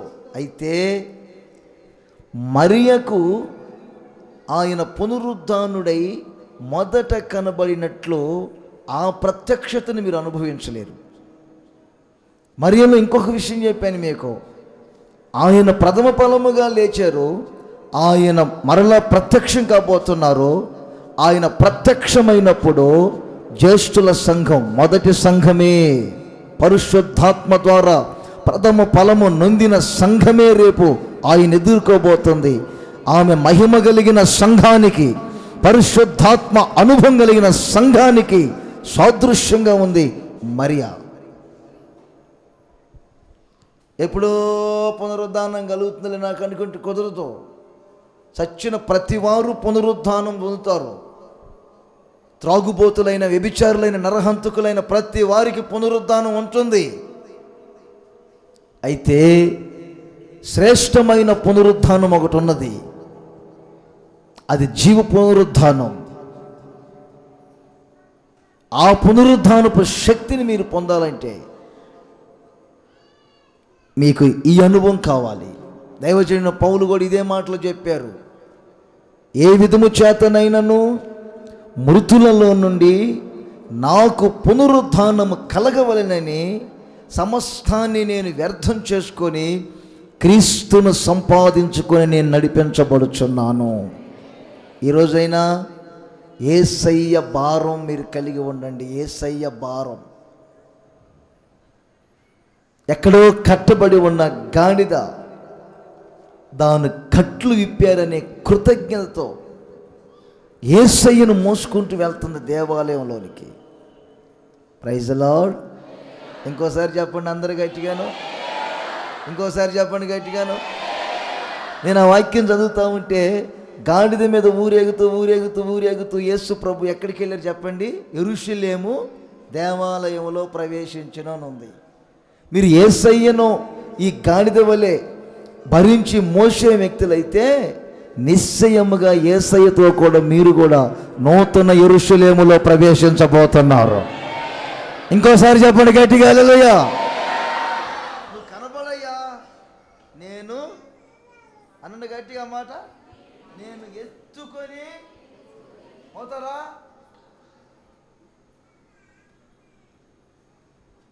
నేను కర్నూలులో ఉన్నప్పుడు అండి ఒక స్కూల్లో ఆరాధన జరుగుతుంది. సైకిల్ లాక్ చేసి నేను ఆ లాక్ ఇవ్వకుండా ఆధోనికి వెళ్ళా మధ్యాహ్నం ఆరాధనకి. ఒక పిల్లడు ఉన్నాడు, 4-5 కుర్రోళ్ళు. ఆ సైకిల్ అక్కడ ఉన్నదని తెలిసి కూడా దాన్ని అక్కడే పెట్టి వారు సామాన్లు వాళ్ళు బైబిల్ తీసుకుని వెళ్ళిపోయాడు. రోజు సేవకులతో తిరిగేవారే. వారం రోజుల తర్వాత ఏం జరిగింది తెలుసా? వాడి సైకిల్ ఒకడెవరో లాక్ చేసి ఆడు సైకిల్ కీ ఒకటి తీసుకొని వెళ్ళాడు. ఆ పిల్లడు అప్పుడేం చేశాడు? ఆ సైకిల్ని భుజాల మీద పెట్టుకొని మోసుకొని వెళ్ళిపోయాడు కిలోమీటర్ దూరం ఇంటికి. మందిరం సైకిల్ అనేసరికి ఏమో అక్కడే పడేసి వెళ్ళాడు. వీడికి వాడి సైకిల్ గురించిన భారం ఉంది తప్ప. చూసారా? మిమ్మల్ని కూడా ఒక్కోసారి గమనిస్తూ ఉంటాను నేను. ఎల్లకెళ్ళక నేను ఆ రోడ్డు హైదరాబాద్ వైపు వెళ్తున్నా, ఖమ్మం వెళ్తున్నా. ఆ రోడ్లో ఆన్ ద వేలో మా చెల్లి ఇల్లు ఉంది. రోడ్డు ప్రక్కనే ఒక ఇల్లు ఉంది. ఇక్కడే ఇచ్చినట్టుంది ఈ పిల్లని. సరే వచ్చాను కదా ఆగుదామని కారు ఆపా. ఇక్కడ పలానా వాళ్ళు ఉండాలంటే ఉన్నారండి అన్నారు. పిలవండి అంటే పిలిచారు. మా చెల్లి వచ్చారు. హైదరాబాద్ బైపాస్లో. ఖమ్మం వెళ్తున్నానులే సభకే అని మాట్లాడుతూ ఉన్నాను. రండి అన్నయ్య ఇంటికి వెళ్దాం, రండి అన్నయ్య, రండి అన్నయ్య అంటే నేను రాళ్ళని అమ్మ వెళ్తున్నానంటే చిన్న ప్రార్థన చేసి వెళ్దాం అన్నయ్య అంటే సరే అని వెళ్ళాను. నన్ను ఇంట్లో కూర్చోబెట్టారు. అది మా చెల్లి మరియమ్మ. నేను ఇంట్లో కూర్చున్నాను, టీ పెడతాను ఉండండి అన్నది. సరే త్రాగుదాంలే అని కూర్చున్నాను. ఆ పిల్లడు ఒకడు ఉండంతా. వాడు గాబు దగ్గరికి వెళ్ళి అదేదో డబ్బాతో నీళ్లు ముంచుకొని వాడు పోసుకోబోయి కాలు మీద వేసుకున్నాడు. అన్నాడు. నా దగ్గర ఉన్న ఈ పిల్ల ఊడిగా నన్ను వదిలిపెట్టి కొడుకు దగ్గరికి వెళ్ళి ఏమైంది నాయనా, ఏమైందమ్మా, ఏమైంది నాయనా అని మొహం తుడుచుకుంటా, కాలు చూసుకుంటా, వాడిని ఎత్తుకుంటా, ఊపుకుంటా ఉంది. ఓహో అని శుభ్రంగా నేను ఆ పిల్ల ఊపుకుంటానే ఉంది. నేను కారు ఎక్కి వెళ్ళి ఏంటన్నయ్య అన్నారు.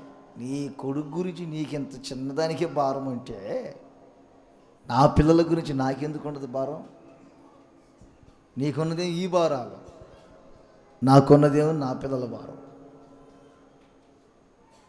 చూసారా? కొంతమంది నేను గమనిస్తుంటానుగా, మీ ఇళ్ళకు వచ్చినప్పుడు కూడా బాగా మిమ్మల్ని అబ్జర్వ్ చేస్తుంటా. మీ భారాలు ఏమిటో మీ ఇళ్ళను చూస్తే అర్థమైద్ది, మీ ముఖాలు చూస్తే అర్థమైద్ది, మీ వస్త్రధారణ చూసినప్పుడే నాకు అర్థమవుతుంటుంది మీ భారాలు ఏమిటో. ఈ భారం కలిగి ఉండండి అందరూ. నేను ఆయనను ఎత్తుకొని పోయేది నన్ను గట్టిగా చెప్పండి, గట్టిగాను.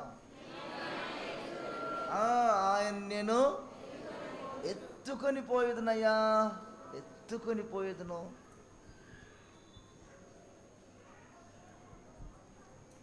నేను చిన్న ఒక 12 సంవత్సరాల క్రితం ఒక ప్రాంతంలో సేవ చేస్తున్నా. మందిరం కట్టబడలేదు, అన్నీ ఈ తాటాకులు పందుర్లు వేశారు ఈ తడికెలతో. ఇంకా అప్పటికి నాకు ఈ చిన్నపిల్లలు బుద్ధులు పోలా. నేను బయట కూర్చొని కుర్చీ ప్రార్థన చేయించుకోవడానికి వచ్చిన వాళ్ళు మరలా చాప ఉండాలి కదండి, ఇక్కడ చాప ఏదో చేస్తూ ఉన్నా, ప్రార్థన చేయించుకొని వెళ్ళారు. ఆ కుర్చీ చాప అక్కడే ఉంది. కుర్చీ మీద కూర్చున్నాను కదా, వర్షం ఒక్కసారి వచ్చింది. వర్షం రాగానే నేను ఆ కుర్చీ సంగతి, ఈ చాప సంగతి పట్టించుకోకుండా వర్షం వస్తుంది అని చిన్నపిల్లలు ఎగిరినట్టు ఎగిరి కాసేపు గదిలోకి వెళ్ళి కిటికీలోని చూస్తున్నా వడగండ్లు పడుతున్నాయా అని. అంత దూరంలో ఉంది రూము. నేను ఎప్పుడైతే అటు వెళ్ళానో ఆ గదిలో నుండి ఒక వ్యక్తి పరిగెత్తుకుంటూ వెళ్తున్నాడు. ఏంటి ఆ వర్షానికి వెళ్తున్నాడు, నేను ఇటు పరిగెత్తుకుంటూ వస్తే ఆడు అటు పరిగెత్తుకుంటూ వెళ్తున్నాడు ఏమిటి అని చూస్తా ఉన్నాను కిటికీలో నుండి. నేను కూర్చున్న కుర్చీ, నా దగ్గర వేసిన చాపను తీసుకొని వస్తున్నాడు తడిసిపోతున్నాయని. ఆ కిటికీలో నుండి ఆ వ్యక్తిని చూసి కళ్ళ నిండా కన్నీళ్ళు పెట్టి అతన్ని బ్లెస్ చేశానండి. అప్పుడే 8 సంవత్సరాల పిల్లలు లేరు నంద్యాలలో. ఆ పిల్లలు ఇప్పుడు ఆ రోజే నేను అనుకున్నా, దేవుని నిన్ను ఆశీర్వించునుగా కానీ నాకు లేని భారం కూడా నీకు వచ్చిందని. ఇప్పుడు దేవుడు అతన్ని ఆశ్రయించే 2 చక్కని మగ పిల్లల్ని ఇచ్చాడు దేవుడు. కొంతమందికి ఈ భారం ఉండదు. ఇంకో విషయం చెప్తాను, బాగా నోట్ చేసుకోండి. లూకా సువార్త 8వ అధ్యాయం ముగిస్తాను త్వరగానే, ఇంకొక 2 మాటలు చెప్పి.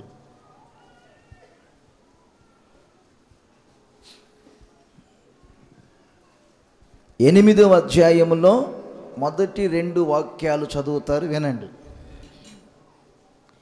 ఆయన దేవుని రాజ్య సువార్తను తెలుపుచు ప్రకటించుచు ప్రతి పట్టణములోను ప్రతి గ్రామములోను సంచారము చేయుచుండెను. 12 మంది శిష్యులను, వినండి బాగా, ఆయన గ్రామాలకు వెళ్తున్నారు. దేవుని రాజ్య సువార్త ప్రకటిస్తున్నారు.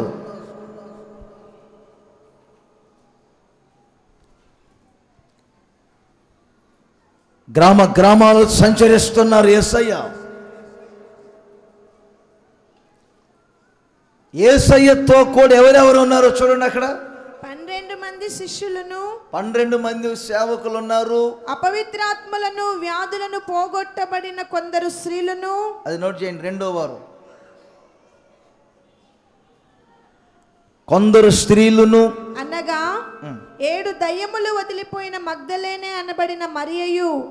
మరియా ఉందా లేదా? హలో, యేసయ్య తర్వాత ఎవరున్నారు ఇప్పుడు? యేసయ్య తర్వాత ఎవరున్నారు అందరూ చెప్పండి. 12 మంది అపోస్తలులు. 3వ గ్రూపులో ఎవరున్నారు చెప్పండి ఇప్పుడు? మరియా ఉంది, మగ్దలే మరియా. తర్వాత యొక్క రాజ్య గృహ నిర్వాహకుడు కూజా భార్యగు యోహన్నయు, కూజాలు కూడా ఉన్నాయి. చదువు. సూసన్నయు ఆయనతో కూడా ఉండిరి. సూసన్న కూడా ఉంది. చదువు. వీరును ఇతరుల అనేకులు తమకు కలిగిన ఆస్తితో, చూడండి, వీరును ఇతరుల అనేకులు తమకు కలిగిన ఆస్తితో వారికి ఉపచారము చేయుచు వచ్చిరి. దేవునికి స్తోత్రం చెప్పండి. ఇప్పుడు అందరూ ఇంకా కది చెప్పాలి గట్టిగా. అయ్య బాబోయ్, చేతులు లేవట్లేదండి కొంతమందికి. తేరిగ్గా వెనకొచ్చి కూర్చున్నారే, వారు చెప్పండి ఒకసారి గట్టిగా. చెప్తారు, మీకు భయం ఏముందండి? ఈస్టర్ పండుగ కదండి, తప్పదు, అన్నీ ముగించుకొని రావాలి కదండి. అంతా స్పెషలేనా ఈరోజు? మిమ్మల్ని మరలా ఇప్పుడు కాసేపట్లో వదిలిపెట్టి మరలా పట్టుకుంటా. సాయంకాలం కూడా ఈస్టర్ సందేశం ఉంది మీకు.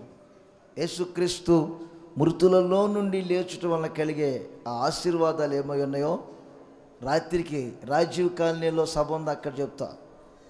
ఉండి రోడ్లో ఉన్న రాజీవ్ కాలనీ.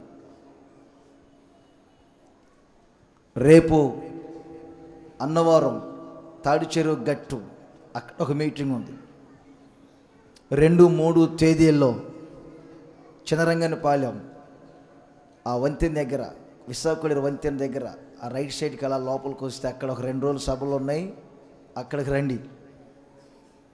గురువారం బ్యాంక్ కాలనీ, టీచర్స్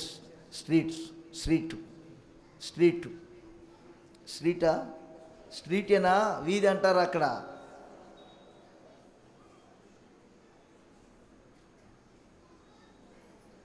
బ్యాంక్ కాలనీకి రండి.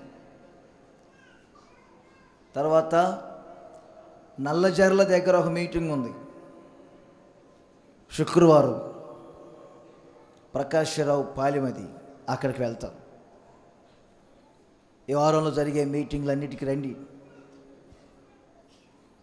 యేసుక్రీస్తు రాజసువార్త ప్రకటించుకుంటూ వెళ్తున్నారు. ఇప్పుడు చూడండి, కొన్ని గ్రామాల్లో నేను అడుగు పెట్టగానే ఆ గ్రామంలో ఉన్న వారందరూ వస్తారు. మొన్న నరసాగ్రహం వెళ్ళాను, అక్కడ సూపర్వైజర్లు ఉన్నారు, అక్కడ మనకు ప్రెసిడెంట్లు ఉన్నారు, ట్రెజరర్లు ఉన్నారు. ఏనండి, బాగా విశ్వాసులని పేర్లు పెట్టండి, వాళ్ళకి బిరుదులు ఇచ్చాను. ఇంచుమించుగా ఒక 30 మంది. నేను ఒక 30 ఇళ్ళు విజిటింగ్ చేస్తూ ఉంటే నాతోటే తిరుగుతున్నారు. అందులో కూజా భార్య ఉంది, చెప్పండి, సూసన్న ఉంది, తర్వాత 7 దయ్యాలు వెళ్ళిపోయినామే మగ్దలే ఉంది, నాతో పాటు సేవకులు ఉన్నారు. దేవుని రాజ్య సువార్త ప్రకటించుటకు యేసుకు వీరందరూ అవసరమయ్యారు. ఇప్పుడు మీరు కూడా మీ గ్రామాలకు వచ్చినా, నేను లేకపోతే కోటాలు పెట్టినా, మీరు ఇలా సహకరించే వ్యక్తులుగా ఉండాలి.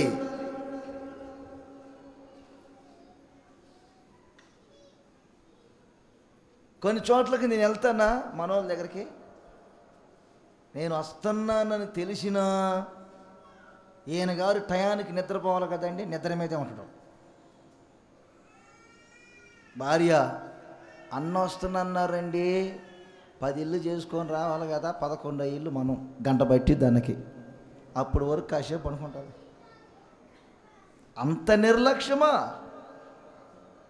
మీ అనొచ్చలేదు, మీ నిర్లక్ష్యానికి తగినట్టే మీ ఏరియాలు కూడా ఆశ్రయించబడతాయి. కొన్ని గ్రామాలకు నేను వెళ్తాను, ఆ గ్రామాలను దేవుడు కదిలిస్తున్నారు. ఎందుకు కదిలిస్తున్నారు తెలుసా? అక్కడ ఉన్నటువంటి విశ్వాసుల యొక్క ఆసక్తి. అందులో కూజాబారి ఉంది, అందులో సూసన్న ఉంది, చెప్పండి, అందులో మగ్దలే ఉంది. చూశారండి?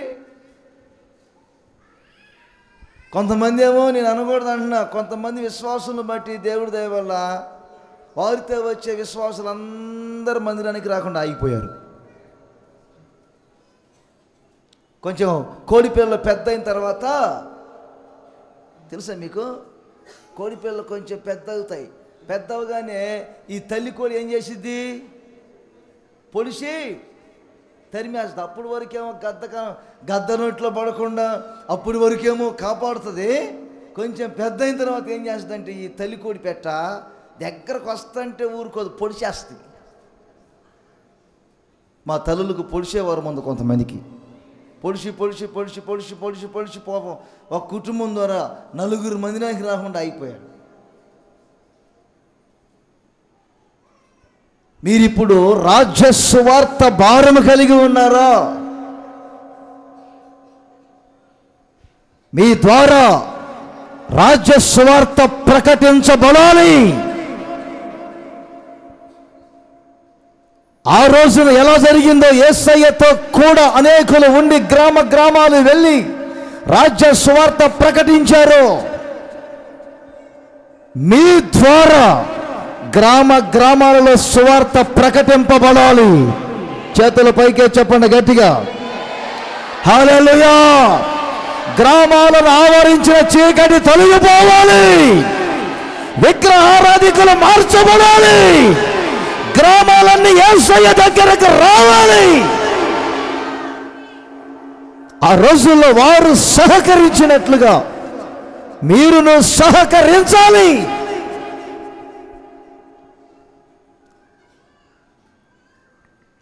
నేను కొన్ని చోట్ల ఆ ఇల్లు ఒకే ఇల్లు కదా, ఒకే ఇల్లు కాబట్టి ఒక్క ఇల్లు ఒక 10 నిమిషాల్లో ప్రార్థన చేసి వద్దామని వెళ్తానా, ఆ చుట్టుప్రక్కల 20 మంది అక్కడ వచ్చి కూర్చుంటారు.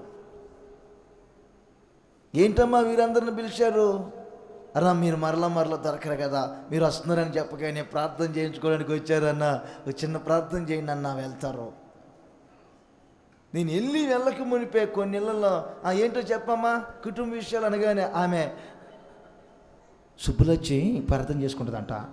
కనకలక్ష్మి కూడా అడిగిందన్న మీ గురించి, నీ కనకలక్ష్మి చల్లంగా ఉండ, ఈ సుబ్బులచ్చి చల్లంగా, నీ సంగతి చెప్పమ్మా. చూశారండి ఆ భారం కొంతమందికి. ఇందులో కూజా భార్య ఉంది, రైతులా కూజేనా బాగా దొరికింది కూజ. ఇందులో సూసన్న ఉంది. బ్రదర్స్ మీరేమనుకోనంటే ఒక్కోసారి వీళ్ళ గురించి కొంతమంది చెప్తారు, మీరేమనుకోబాకండి. నేను వచ్చిన దగ్గర నుండి చాలా చూస్తున్నాను. మీరు పురుషులు 90% మీరు సహకరిస్తే, ఇది స్త్రీలు 100కు 100% సహకరిస్తున్నారు. ఏంటి మీరు అల్లు చెప్పుకోవట్లేదు? మీ మిస్సెస్లే కాదు కానీ కనపరిచాలి, ఏమనుకోబాకండి. సబ్జెక్ట్ వాళ్ళది అయిపోయింది, మగ్ధలే తప్పలా. మరి నాకు తెలుసు కొన్ని గ్రామాలకు వెళ్తే ఆ స్త్రీల వలన ఆ ప్రాంతాలు ఎలా కదిలించబడుతున్నాయో.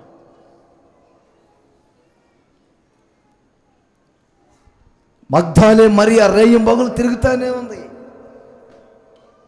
నీకేం పట్టింది, 7 దయ్యాలు పోయినాయి అనుకుంటే ఈ దయ్యం పట్టింది అనేవాళ్ళు లేకపోలేదు.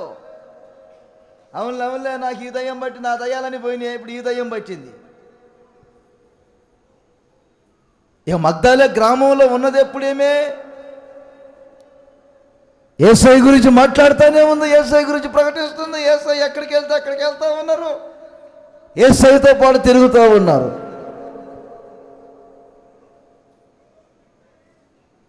హల్లెలూయా చెప్పండి.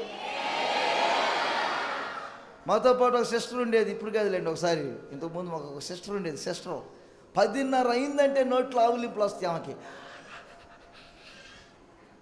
నాకు అనిపించింది ఆ గాండ్రు కప్పలు తిరుగుతూ ఉంటే నోట్లో పెడతా అనిపించింది ఒకసారి. 11 కాలేదు ఇంకా, ప్రార్థనలో కూర్చున్నా సరే రేయింబగులు తిరిగే వారికి ఏం అలుపుంటలేదు. నిండు మూసుకేసుకొని కూర్చునే వాళ్ళకి వస్తుంది ఇప్పుడు ఆవులింపు.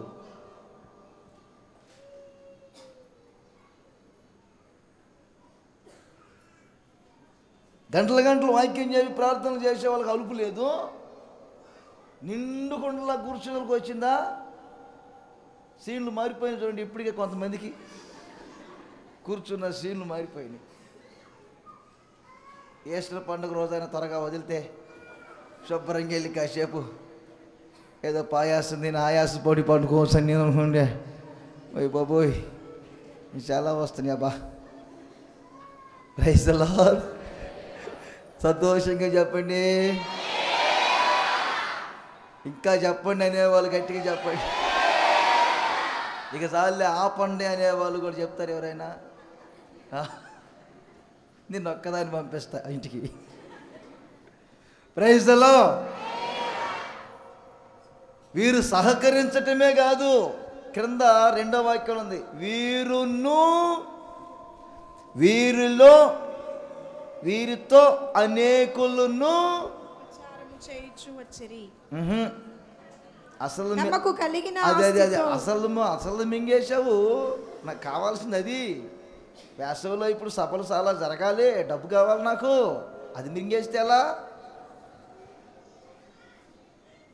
వీరిలో అనేకులను, చెప్పండి సహోదరులారా, చెప్పండి గట్టిగా, వారికి కలిగిన ఆస్తిలో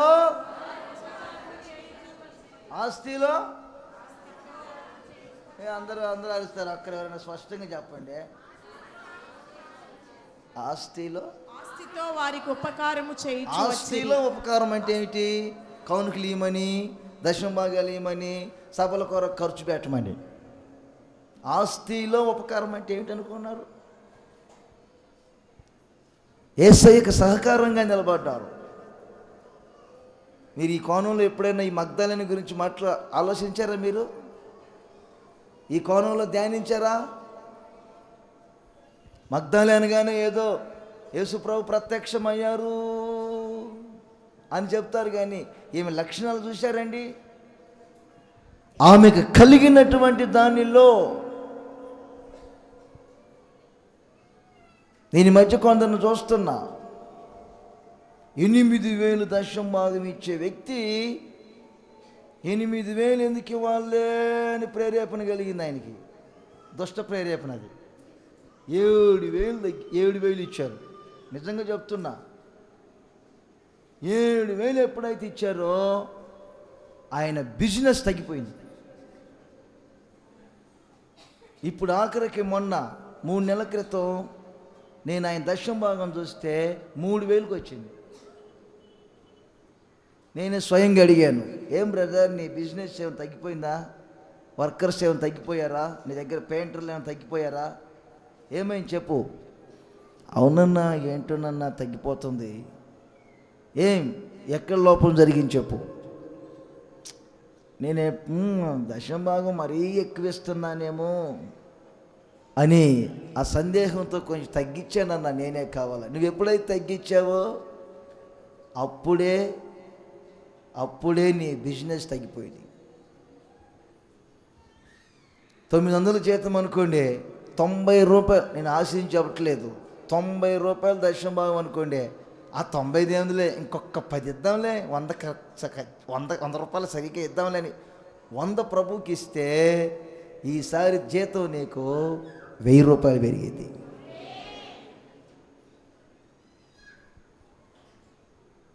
అందుకే బైబిల్ చెబుతుంది, కలిగిన దానికంటే తక్కువ ఇచ్చి లేమికొచ్చేవారు కలరు, వెదజల్లి అభివృద్ధి పొందేవారు కలరు. దేవునికి ఇచ్చే విషయం కానీ దేవునికి ఖర్చు పెట్టే విషయం లెక్కలే వేసుకోకూడదు. మీరు సహకరించాలి, సేవలో సహాయపడాలి. మగ్దలేవలే మీ ఊర్లో మీటింగ్లు పెడతామన్నప్పుడు వాళ్ళంతటా వాళ్ళు వస్తారులే, తెల్ల బట్టలు వేసుకొని వారే ఊడ్చుకుంటారు, బట్టలు వేసుకుంటారు, లైట్లు కట్టుకుంటారులే, వారే మైకులు పెడతారు, నేనే తాలింపులు వేసుకుంటూ కూర్చొని ఆ సమయానికి వెళ్ళి కూర్చుందాం అనుకోకూడదు. వాళ్ళు రాకముందే మీరు ఆ స్థలాన్ని సిద్ధపరచుకొని దానికి సంబంధించినవన్నీ ఏర్పాటు చేసుకొని మీ గ్రామం రక్షణ పొందాలని ఒక భారం కలిగి ఇవన్నీ చేయండి. మగ్ధలే వలె మీరు యేసయ్య ప్రత్యక్షతను అనుభవించబోతున్నారు. దేవునికి స్తోత్రం కలుగునుగాక. హల్లెలూయా, హల్లెలూయా. ఇంకోసారి చెప్పండి గట్టిగా. ఒక మాట చెప్తాను, ముగిస్తున్నాను. 20వ అధ్యాయం 2వ వాక్యం, యోహాను సువార్త. ఆమె పరిగెత్తుకొని సీమోను పేతురు నొద్దకును యేసు ప్రేమించిన ఆ మరి యొక్క శిష్యుని యొద్దకు వచ్చి, ఆమె స్పీడ్ చూడండి, ఆమె స్పీడ్ ఎలా ఉందో చూడండి. అసలు ఇంకా దానికి కొంచెం ముందు చదవండి. ఆదివారమున ఇంకను చీకటి ఉన్నప్పుడు మగ్దలేని మరియ పెందలకడ సమాధి యొద్దకు వచ్చి సమాధి మీద ఉండిన రాయి తీయబడి ఉండుట చూచెను గనుక ఆమె పరిగెత్తుకొని సీమోను పేతురు నొద్దకును. ఆ పరిగెత్తాల్సిన అవసరం ఏముందామా? నిదానంగా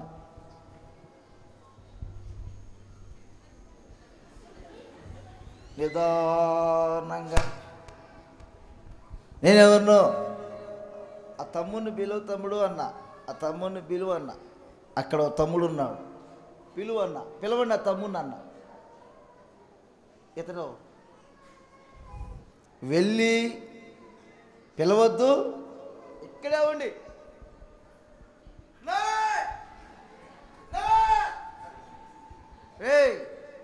ఆ మాట నేను అనలేనా? నువ్వు ఎక్కడుండే అన్నావు, నేను ఇక్కడే ఉన్నాగా. నేను అనలేనా? మైండ్ లేనోడా. నువ్వన్న పిలవరాన్ని అన్నా.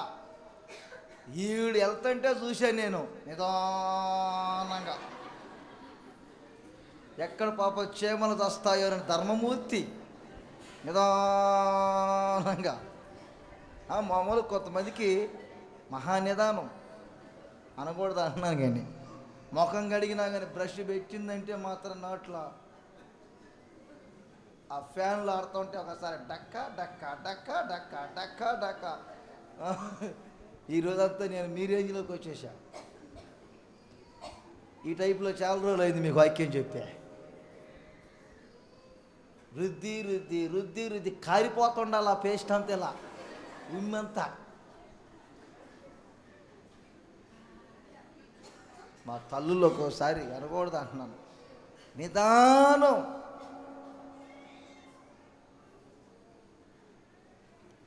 ఇంకొక ఊరికి వెళ్ళా, మొంతలో పాలు పెట్టింది, వాటిని మొంత అంటారు. మొంతలో పాలు పెట్టి ఉదయం 10 గంటలకు పెట్టింది పొయ్యి మీద. నేనేమో ఆలస్యమయ్యి 5 గంటలకు వెళ్ళా సాయంకాలం. మంట పెడతానే ఉంది 5 గంటల వరకు. ఏం చెప్పాను, ఎంతమందిని ఎదుర్కొంటున్నాను ఇలాంటి వాళ్ళు నేను. మీకు తెలియదు. అమ్మ కొంచెం మొహం కడుక్కో అని చెప్పిన వాళ్ళు కూడా ఉన్నా నేను. అమ్మ కొంచెం మొహం కడుక్కమ్మా, నిద్రపోయి లేచావా, దారులు కారిని అమ్మ కొంచెం కడుక్కోరమ్మా. ఏం చేద్దాం మరి, తండ్రిని అయిపోయాను, అన్నీ చెప్పాల్సి వస్తుంది. కొందరు కూడా పళ్ళు కొంచెం సరిగ్గా తవ్వుకో అన్న, పెద్ద పెద్దవాళ్ళు 3 కన్నా మొన్న చెప్పా, పళ్ళు కొంచెం సరిగ్గా తవ్వుకోమ్మా. ఏంటమ్మా పళ్ళు అన్న, ఆ పళ్ళు కూడా తవ్వలేదు. అంత నిర్లక్ష్యం ఈ మనిషికి. అంటే భయంకరంగా ఉన్నాయి పళ్ళు. అప్పుడే తినొచ్చినట్టుంది ఇంటి దగ్గర అంతా. ఆ పళ్ళ సందుల్లో ఇంకా ఇరకపోయేముంది ఆ తిన్నది అంటది. సరిగా ఏం చేద్దాం మరి, తండ్రిని అయిపోయాను నేను. మీరా ఇవన్నీ బాధ్యతలు తీసుకోరు ఒక్కోసారి, నాకు తెలుసు మీ సంగతి. ఎందుకు వచ్చిన గొడవలు అన్నయ్య, పోనీ అన్నయ్య. ప్రైజ్లో నిర్లక్ష్యం కొంతమందికి. కానీ మరియా చూడండి, ఆమె పరుగులోనే ఆమె యొక్క ఆసక్తి ఏమిటో, ఏమండి, ఆమె యొక్క మెలకువ ఏమిటో మనకు కనబడుతుంది. పరిగెత్తే అనుభవం. దేవునికి స్తోత్రం కలుగునుగాక. అలయక పరిగెత్తాలి మనం ప్రభువులో. పరుగెత్తాలి అలయక. ఒక్కోసారి మన సహోదరులు, నేను ఆ గ్రామంలో బైక్ మీద వెళ్తుంటే, అన్నయ్య ఇదిగా వస్తున్నానంటారు. నేను బైక్ మీద ఎంత స్పీడ్ వెళ్తానో కాసేపట్లో చూస్తే నడిచి వాళ్ళు అంత స్పీడ్గా వస్తారు. కారణం ఏంటంటే పరిగెత్తుతున్నారు. ఆత్మీయంగా కూడా మన జీవితంలో ఒక పరుగు అనే అనుభవం ఉండాలి. అలసిపోకూడదు, నిర్లక్ష్య స్వభావం రాకూడదు, పరిగెత్తే అనుభవం ఒకటి ఉండాలి మనకి. అలయక అంతం వరకు పరిగెత్తాలి మనం. దేవునికి స్తోత్రం. ఎందుకు? ఏ వర్తమానం తీసుకొని పరిగెత్తున్నాం? యేసుక్రీస్తు మృతులలో నుండి తిరిగి లేచారనే వర్తమానాన్ని తీసుకొని వెళుతుంది వ్యక్తి. వర్తమానంతో పరిగెత్తుతుంది. వర్తమానం లేకుండా పరిగెత్తటం లేదు మరియా. వెళ్ళు, పేతురికి, యోహానికి, యాకోబుకు చెప్పు, నేను మృతులలో నుండి తిరిగి లేచానని చెప్పు. గలిలయ ప్రాంతంలో వారిని కలుసుకుంటానని చెప్పు. అక్కడ నన్ను వారు చూస్తారని చెప్పు. వెళ్ళు మరియా. పరిగెత్తుకొని వెళ్తుంది. ఆ పరిగెత్తే ఒక అనుభవం ఉండాలి. ఆఖరిగా మార్కు సువార్త 12వ అధ్యాయంలో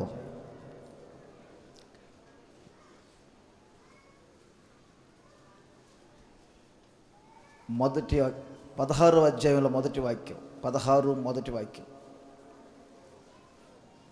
విశ్రాంతి దినము గడిచిపోగానే మగ్దలేని మరియయు, యాకోబు తల్లి అయిన మరియయు, సొలోమేయు వచ్చి ఆయనకు పుయ్యవలనని సుగంధ ద్రవ్యములను కొనిరి.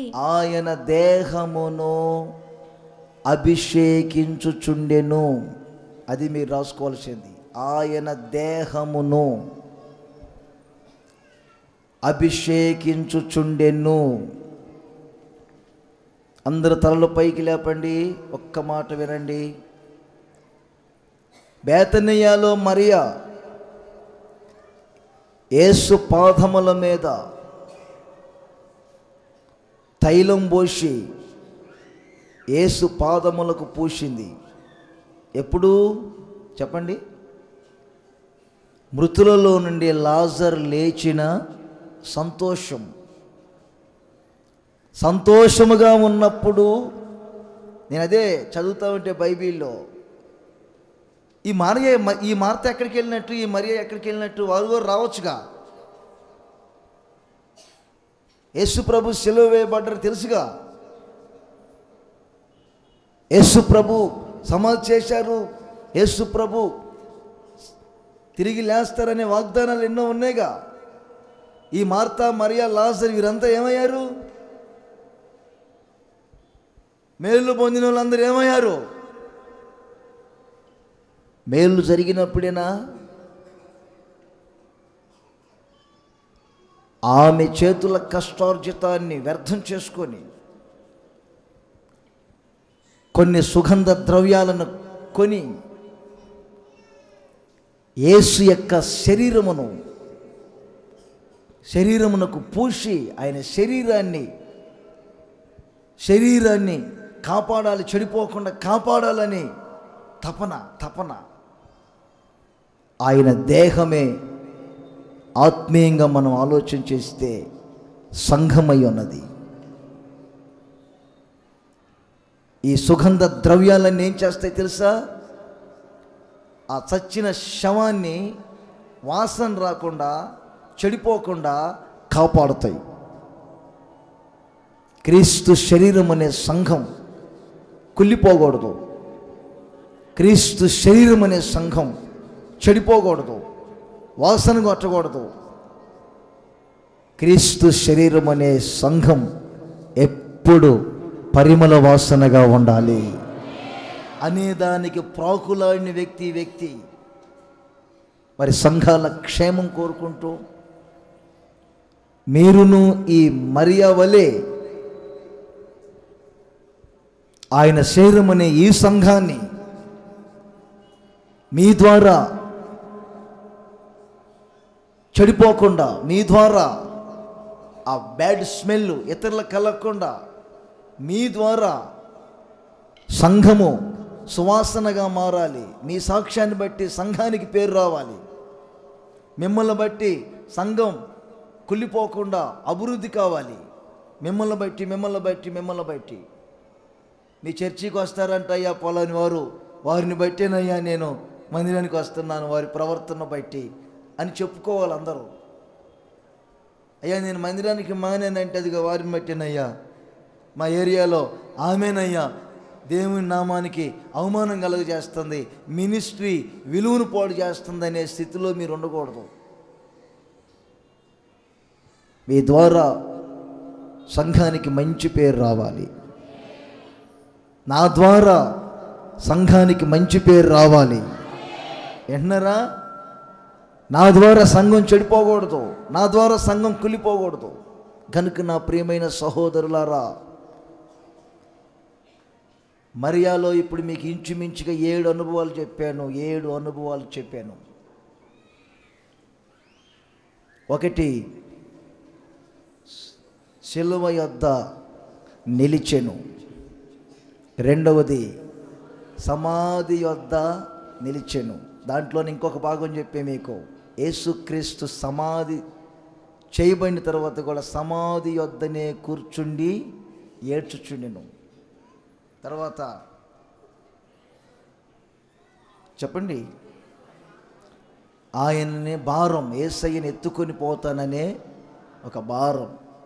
ఆ తర్వాత రాజ్యస్వార్త ప్రకటించబడుటకు ఉపచర్య చేసిన వ్యక్తి. ఆ తర్వాత పరిగెత్తే అనుభవం కలిగిన వ్యక్తి. ఆ తర్వాత యేసు దేహమును చెడిపోకుండా అభిషేకించిన వ్యక్తి. ఇన్ని లక్షణాలు ఈ మగ్దలే మరియలో ఉన్నాయి. కాబట్టి ఆమె మాత్రమే ఆయన ప్రత్యక్షతను అనుభవించగలిగింది. మొదట ఆమెకు కనబడిను. ఈ లక్షణాలన్నీ మీరు కలిగి ఉండండి. ఇక్కడి నుండి మీరు ఆయన పునరుద్ధానపు శక్తితో తిరిగి వెళ్ళబోతున్నారు. ఆయన పునరుద్ధానపు ప్రభావముతో తిరిగి వెళ్ళబోతున్నారు. ఆయన పునరుద్ధానపు మహిమతో ఇక్కడి నుండి వెళ్ళబోతున్నారు. ఆయన పునరుద్ధానపు శక్తి మరొక్కసారి మిమ్మల్ని తాకునుగాక.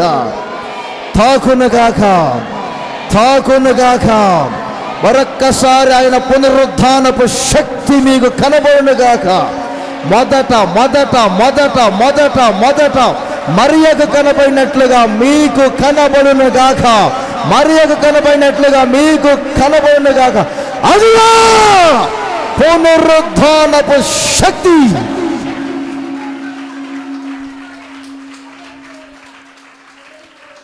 అందరొక్కసారి లేచి నిలబడండి. ఒక్క 2-3 నిమిషాలు అందరూ ప్రార్థన చేసుకుందాం. ఈ బైబిల్ క్రిందనే పెట్టి దేవుడు మీకు ఇచ్చినటువంటి చక్కని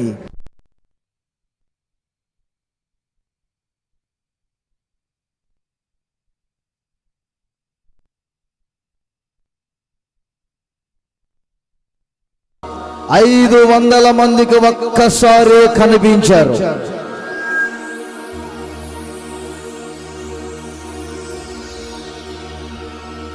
అకాలమందు పుట్టి పెరిగిన నాకు ఆయన కనిపించారు. మొదటిగా మరియకు కనిపించారు. పునరుద్ధానపు శక్తితో ప్రత్యక్షమయ్యారు. పునరుద్ధానపు బలముతో ప్రత్యక్షమయ్యారు. పునరుద్ధానపు ప్రభావముతో ప్రత్యక్షమయ్యారు. ఈ ఈస్టర్ డే ఆయన తన్నుతోనే మొదటిగా మీకు ప్రత్యక్షపరచుకోవాలని ఆశిస్తున్నారు. కారణం, మీరు జ్యేష్ఠుల సంఘమై ఉన్నారు. పరిశుద్ధాత్మ ద్వారా ప్రథమ ఫలము నందిన సంఘమైన మీకు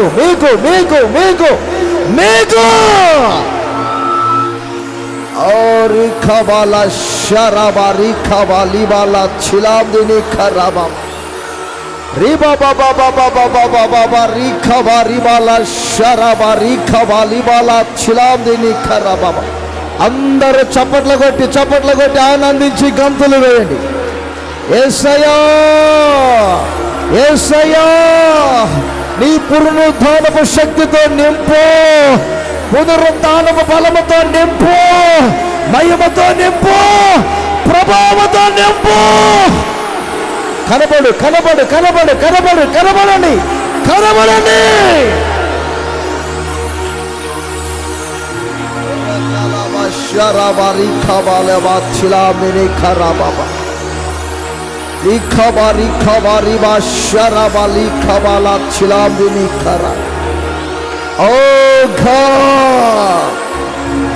పొందండి పొందండి పొందండి పొందండి, పునరుద్ధానపు ప్రత్యక్షతను పొందండి.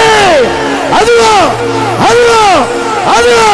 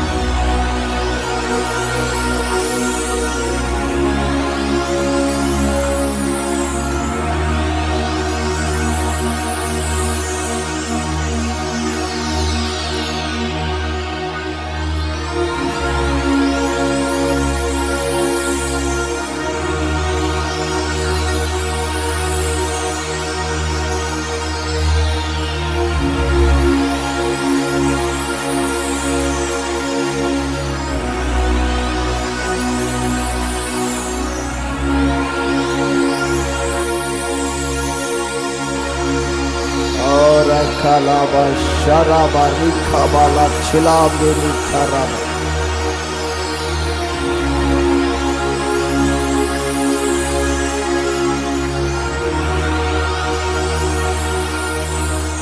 అందరు చేతుల పైకెత్తి హల్లెలూయా. కాళ్ళతో కాసేపు నాట్యమాడుతూ లోకమంతా ప్రశాంతముగా ఉన్న ఈ వేళ, ఈ ఈస్టర్ డే సజీవుడైన యేసయ్యను ఆరాధించండి. మన సంఖ్యలను తెంచివేసిన యేసయ్య, మన బంధకాల నుండి మనల్ని విడిపించిన యేసయ్య, మన నోటి నిండా నవ్వు కలుగజేసిన యేసయ్య, మన కొరకై ప్రాణత్యాగము చేసిన యేసయ్య. హల్లెలూయా హల్లెలూయా.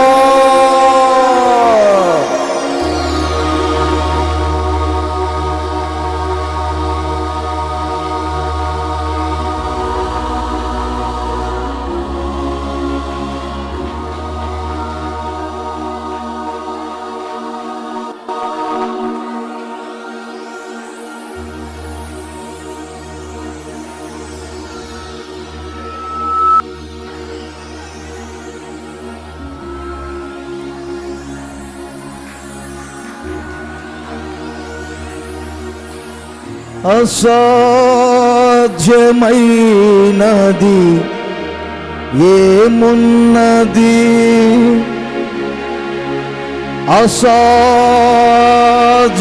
అసాధ్యమైనది ఏమున్నది.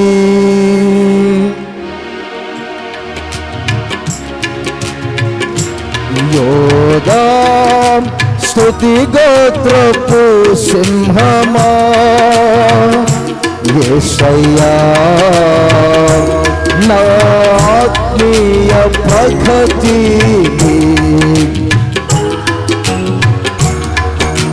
నీవే కదా నా ఆరాధన, ఆరాధన స్తుతి ఆరాధన, ఆరాధన స్తుతి ఆరాధన నీవే కదా నా ఆరాధన, ఆరాధన స్తుతి ఆరాధన, ఆరాధన స్తుతి ఆరాధన.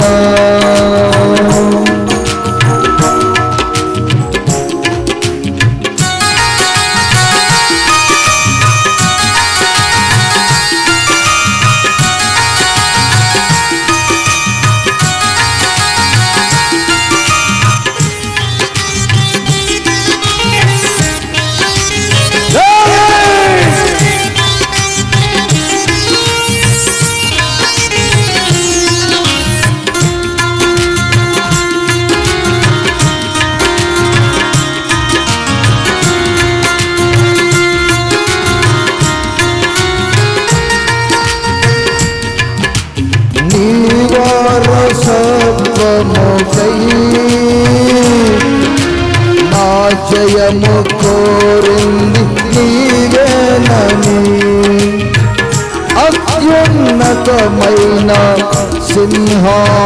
సింహాసనమును నాకే చూడలో నీకు నీ వారసత్వముకై నా జయము కోరింది నీవేనని అత్యున్నతమైన సింహాసనమును నాకే చూడలో నీకు అసాధ్యమైనది ఏమున్నది అసాధ్యమైనది ఏమున్నది అసాధ్యమైనది ఏమున్నది అసాధ్యమైనది ఏమున్నది నీవే కదా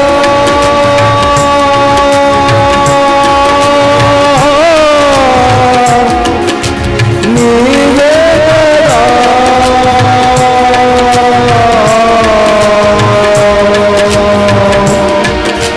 నీవే కదా ఆరాధన ఆరాధన స్తుతి ఆరాధన ఆరాధన స్తుతి ఆరాధన ఆరాధన స్తుతి ఆరాధన ఆరాధన ఆరాధన ఆరాధన స్తుతి ఆరాధన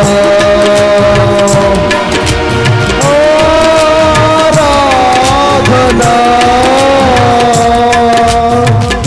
స్తుతి ఆరాధన స్తుతి ఆరాధన స్తుతి ఆరాధన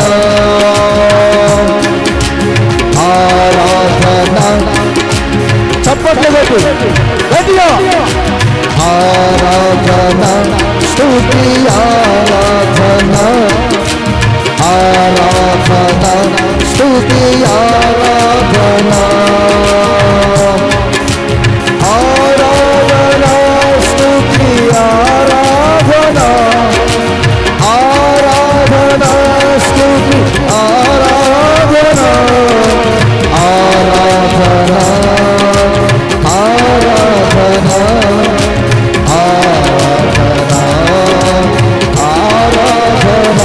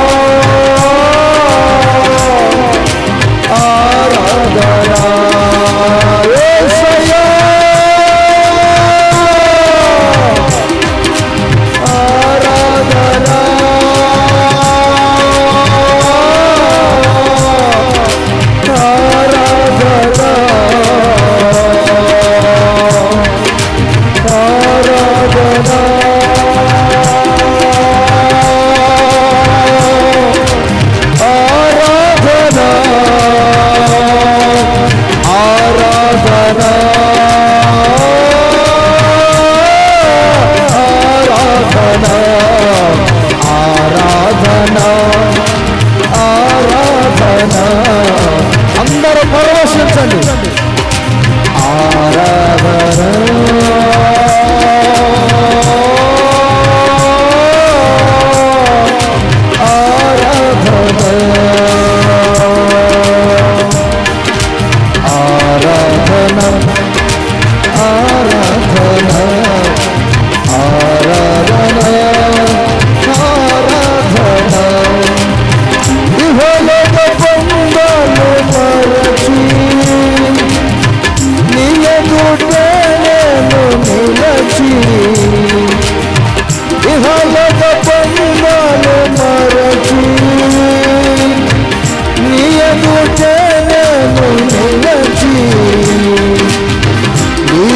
బహుమతులు స్వీకరించి నిత్యానందముతో పరవశించువేళ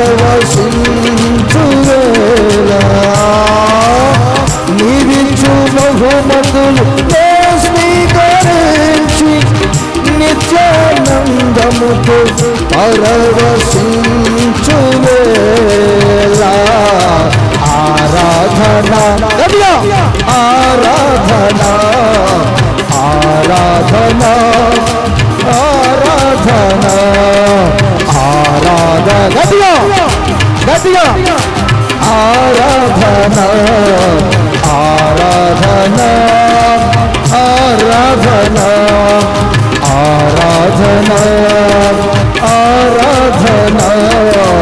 ఆరాధన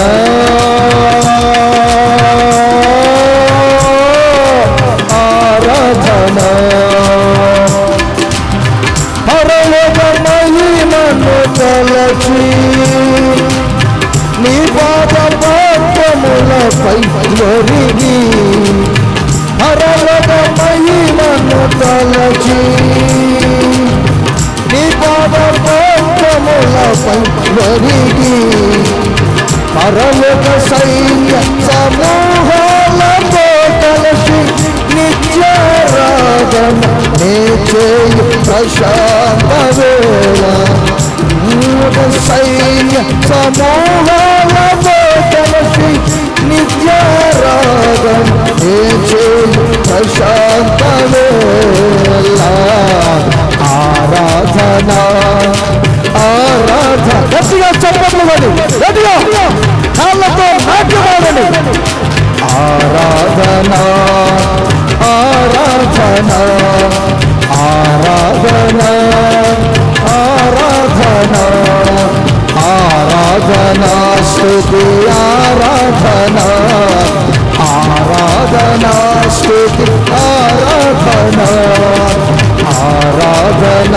స్తుతి ఆరాధన ఆరాధన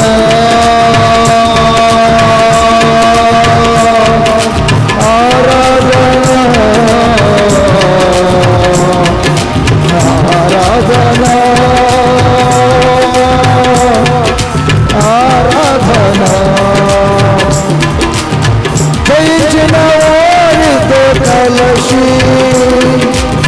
నీ సింహాసనం నే చేరగా జయించిన వారితో కలసి నీ సింహాసనం నే చేరగా ఎవరికి తెలియని ఓ కొత్త పేరుతో నిత్య మహిమలు నన్ను పిలిచే ఆ శుభవేళ ఎవరికి తెలియని ఓ కొత్త పేరుతో నిత్య మహిమలు నన్ను పిలిచే ఆ శుభవేళ ఆరాధన ఆరాధన ఆరాధన ఆరాధన ఆరాధన స్తుతి ఆరాధన ఆరాధన స్తుతి ఆరాధన నీ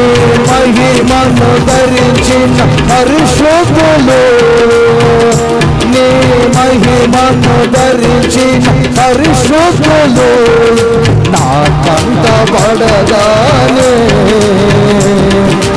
ఏ మౌతును నేనే మౌతును ఏ మౌతును నేనే మౌతును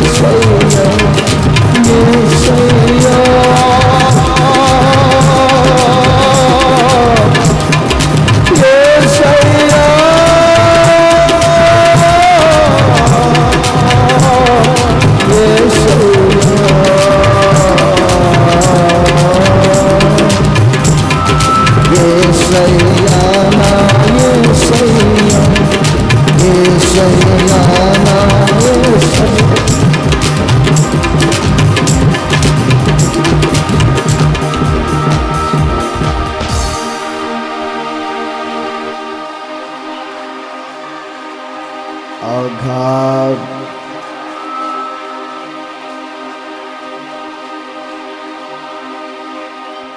ఒకే ఒక్క 2 నిమిషాలు అందరు చేతులు పైకెత్తి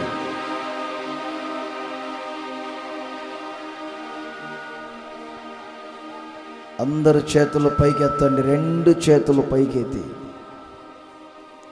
2 నిమిషాలు అందరూ చేతులు పైకెత్తి అందరూ మౌనముగా చేతులు పైకెత్తి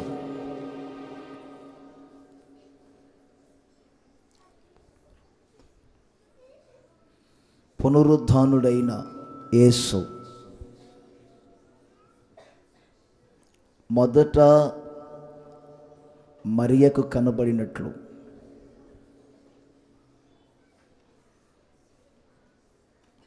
తను తాను మనకు ప్రత్యక్షపరుచుకోవాలనే ఆయన ఆశపడుచున్నారు.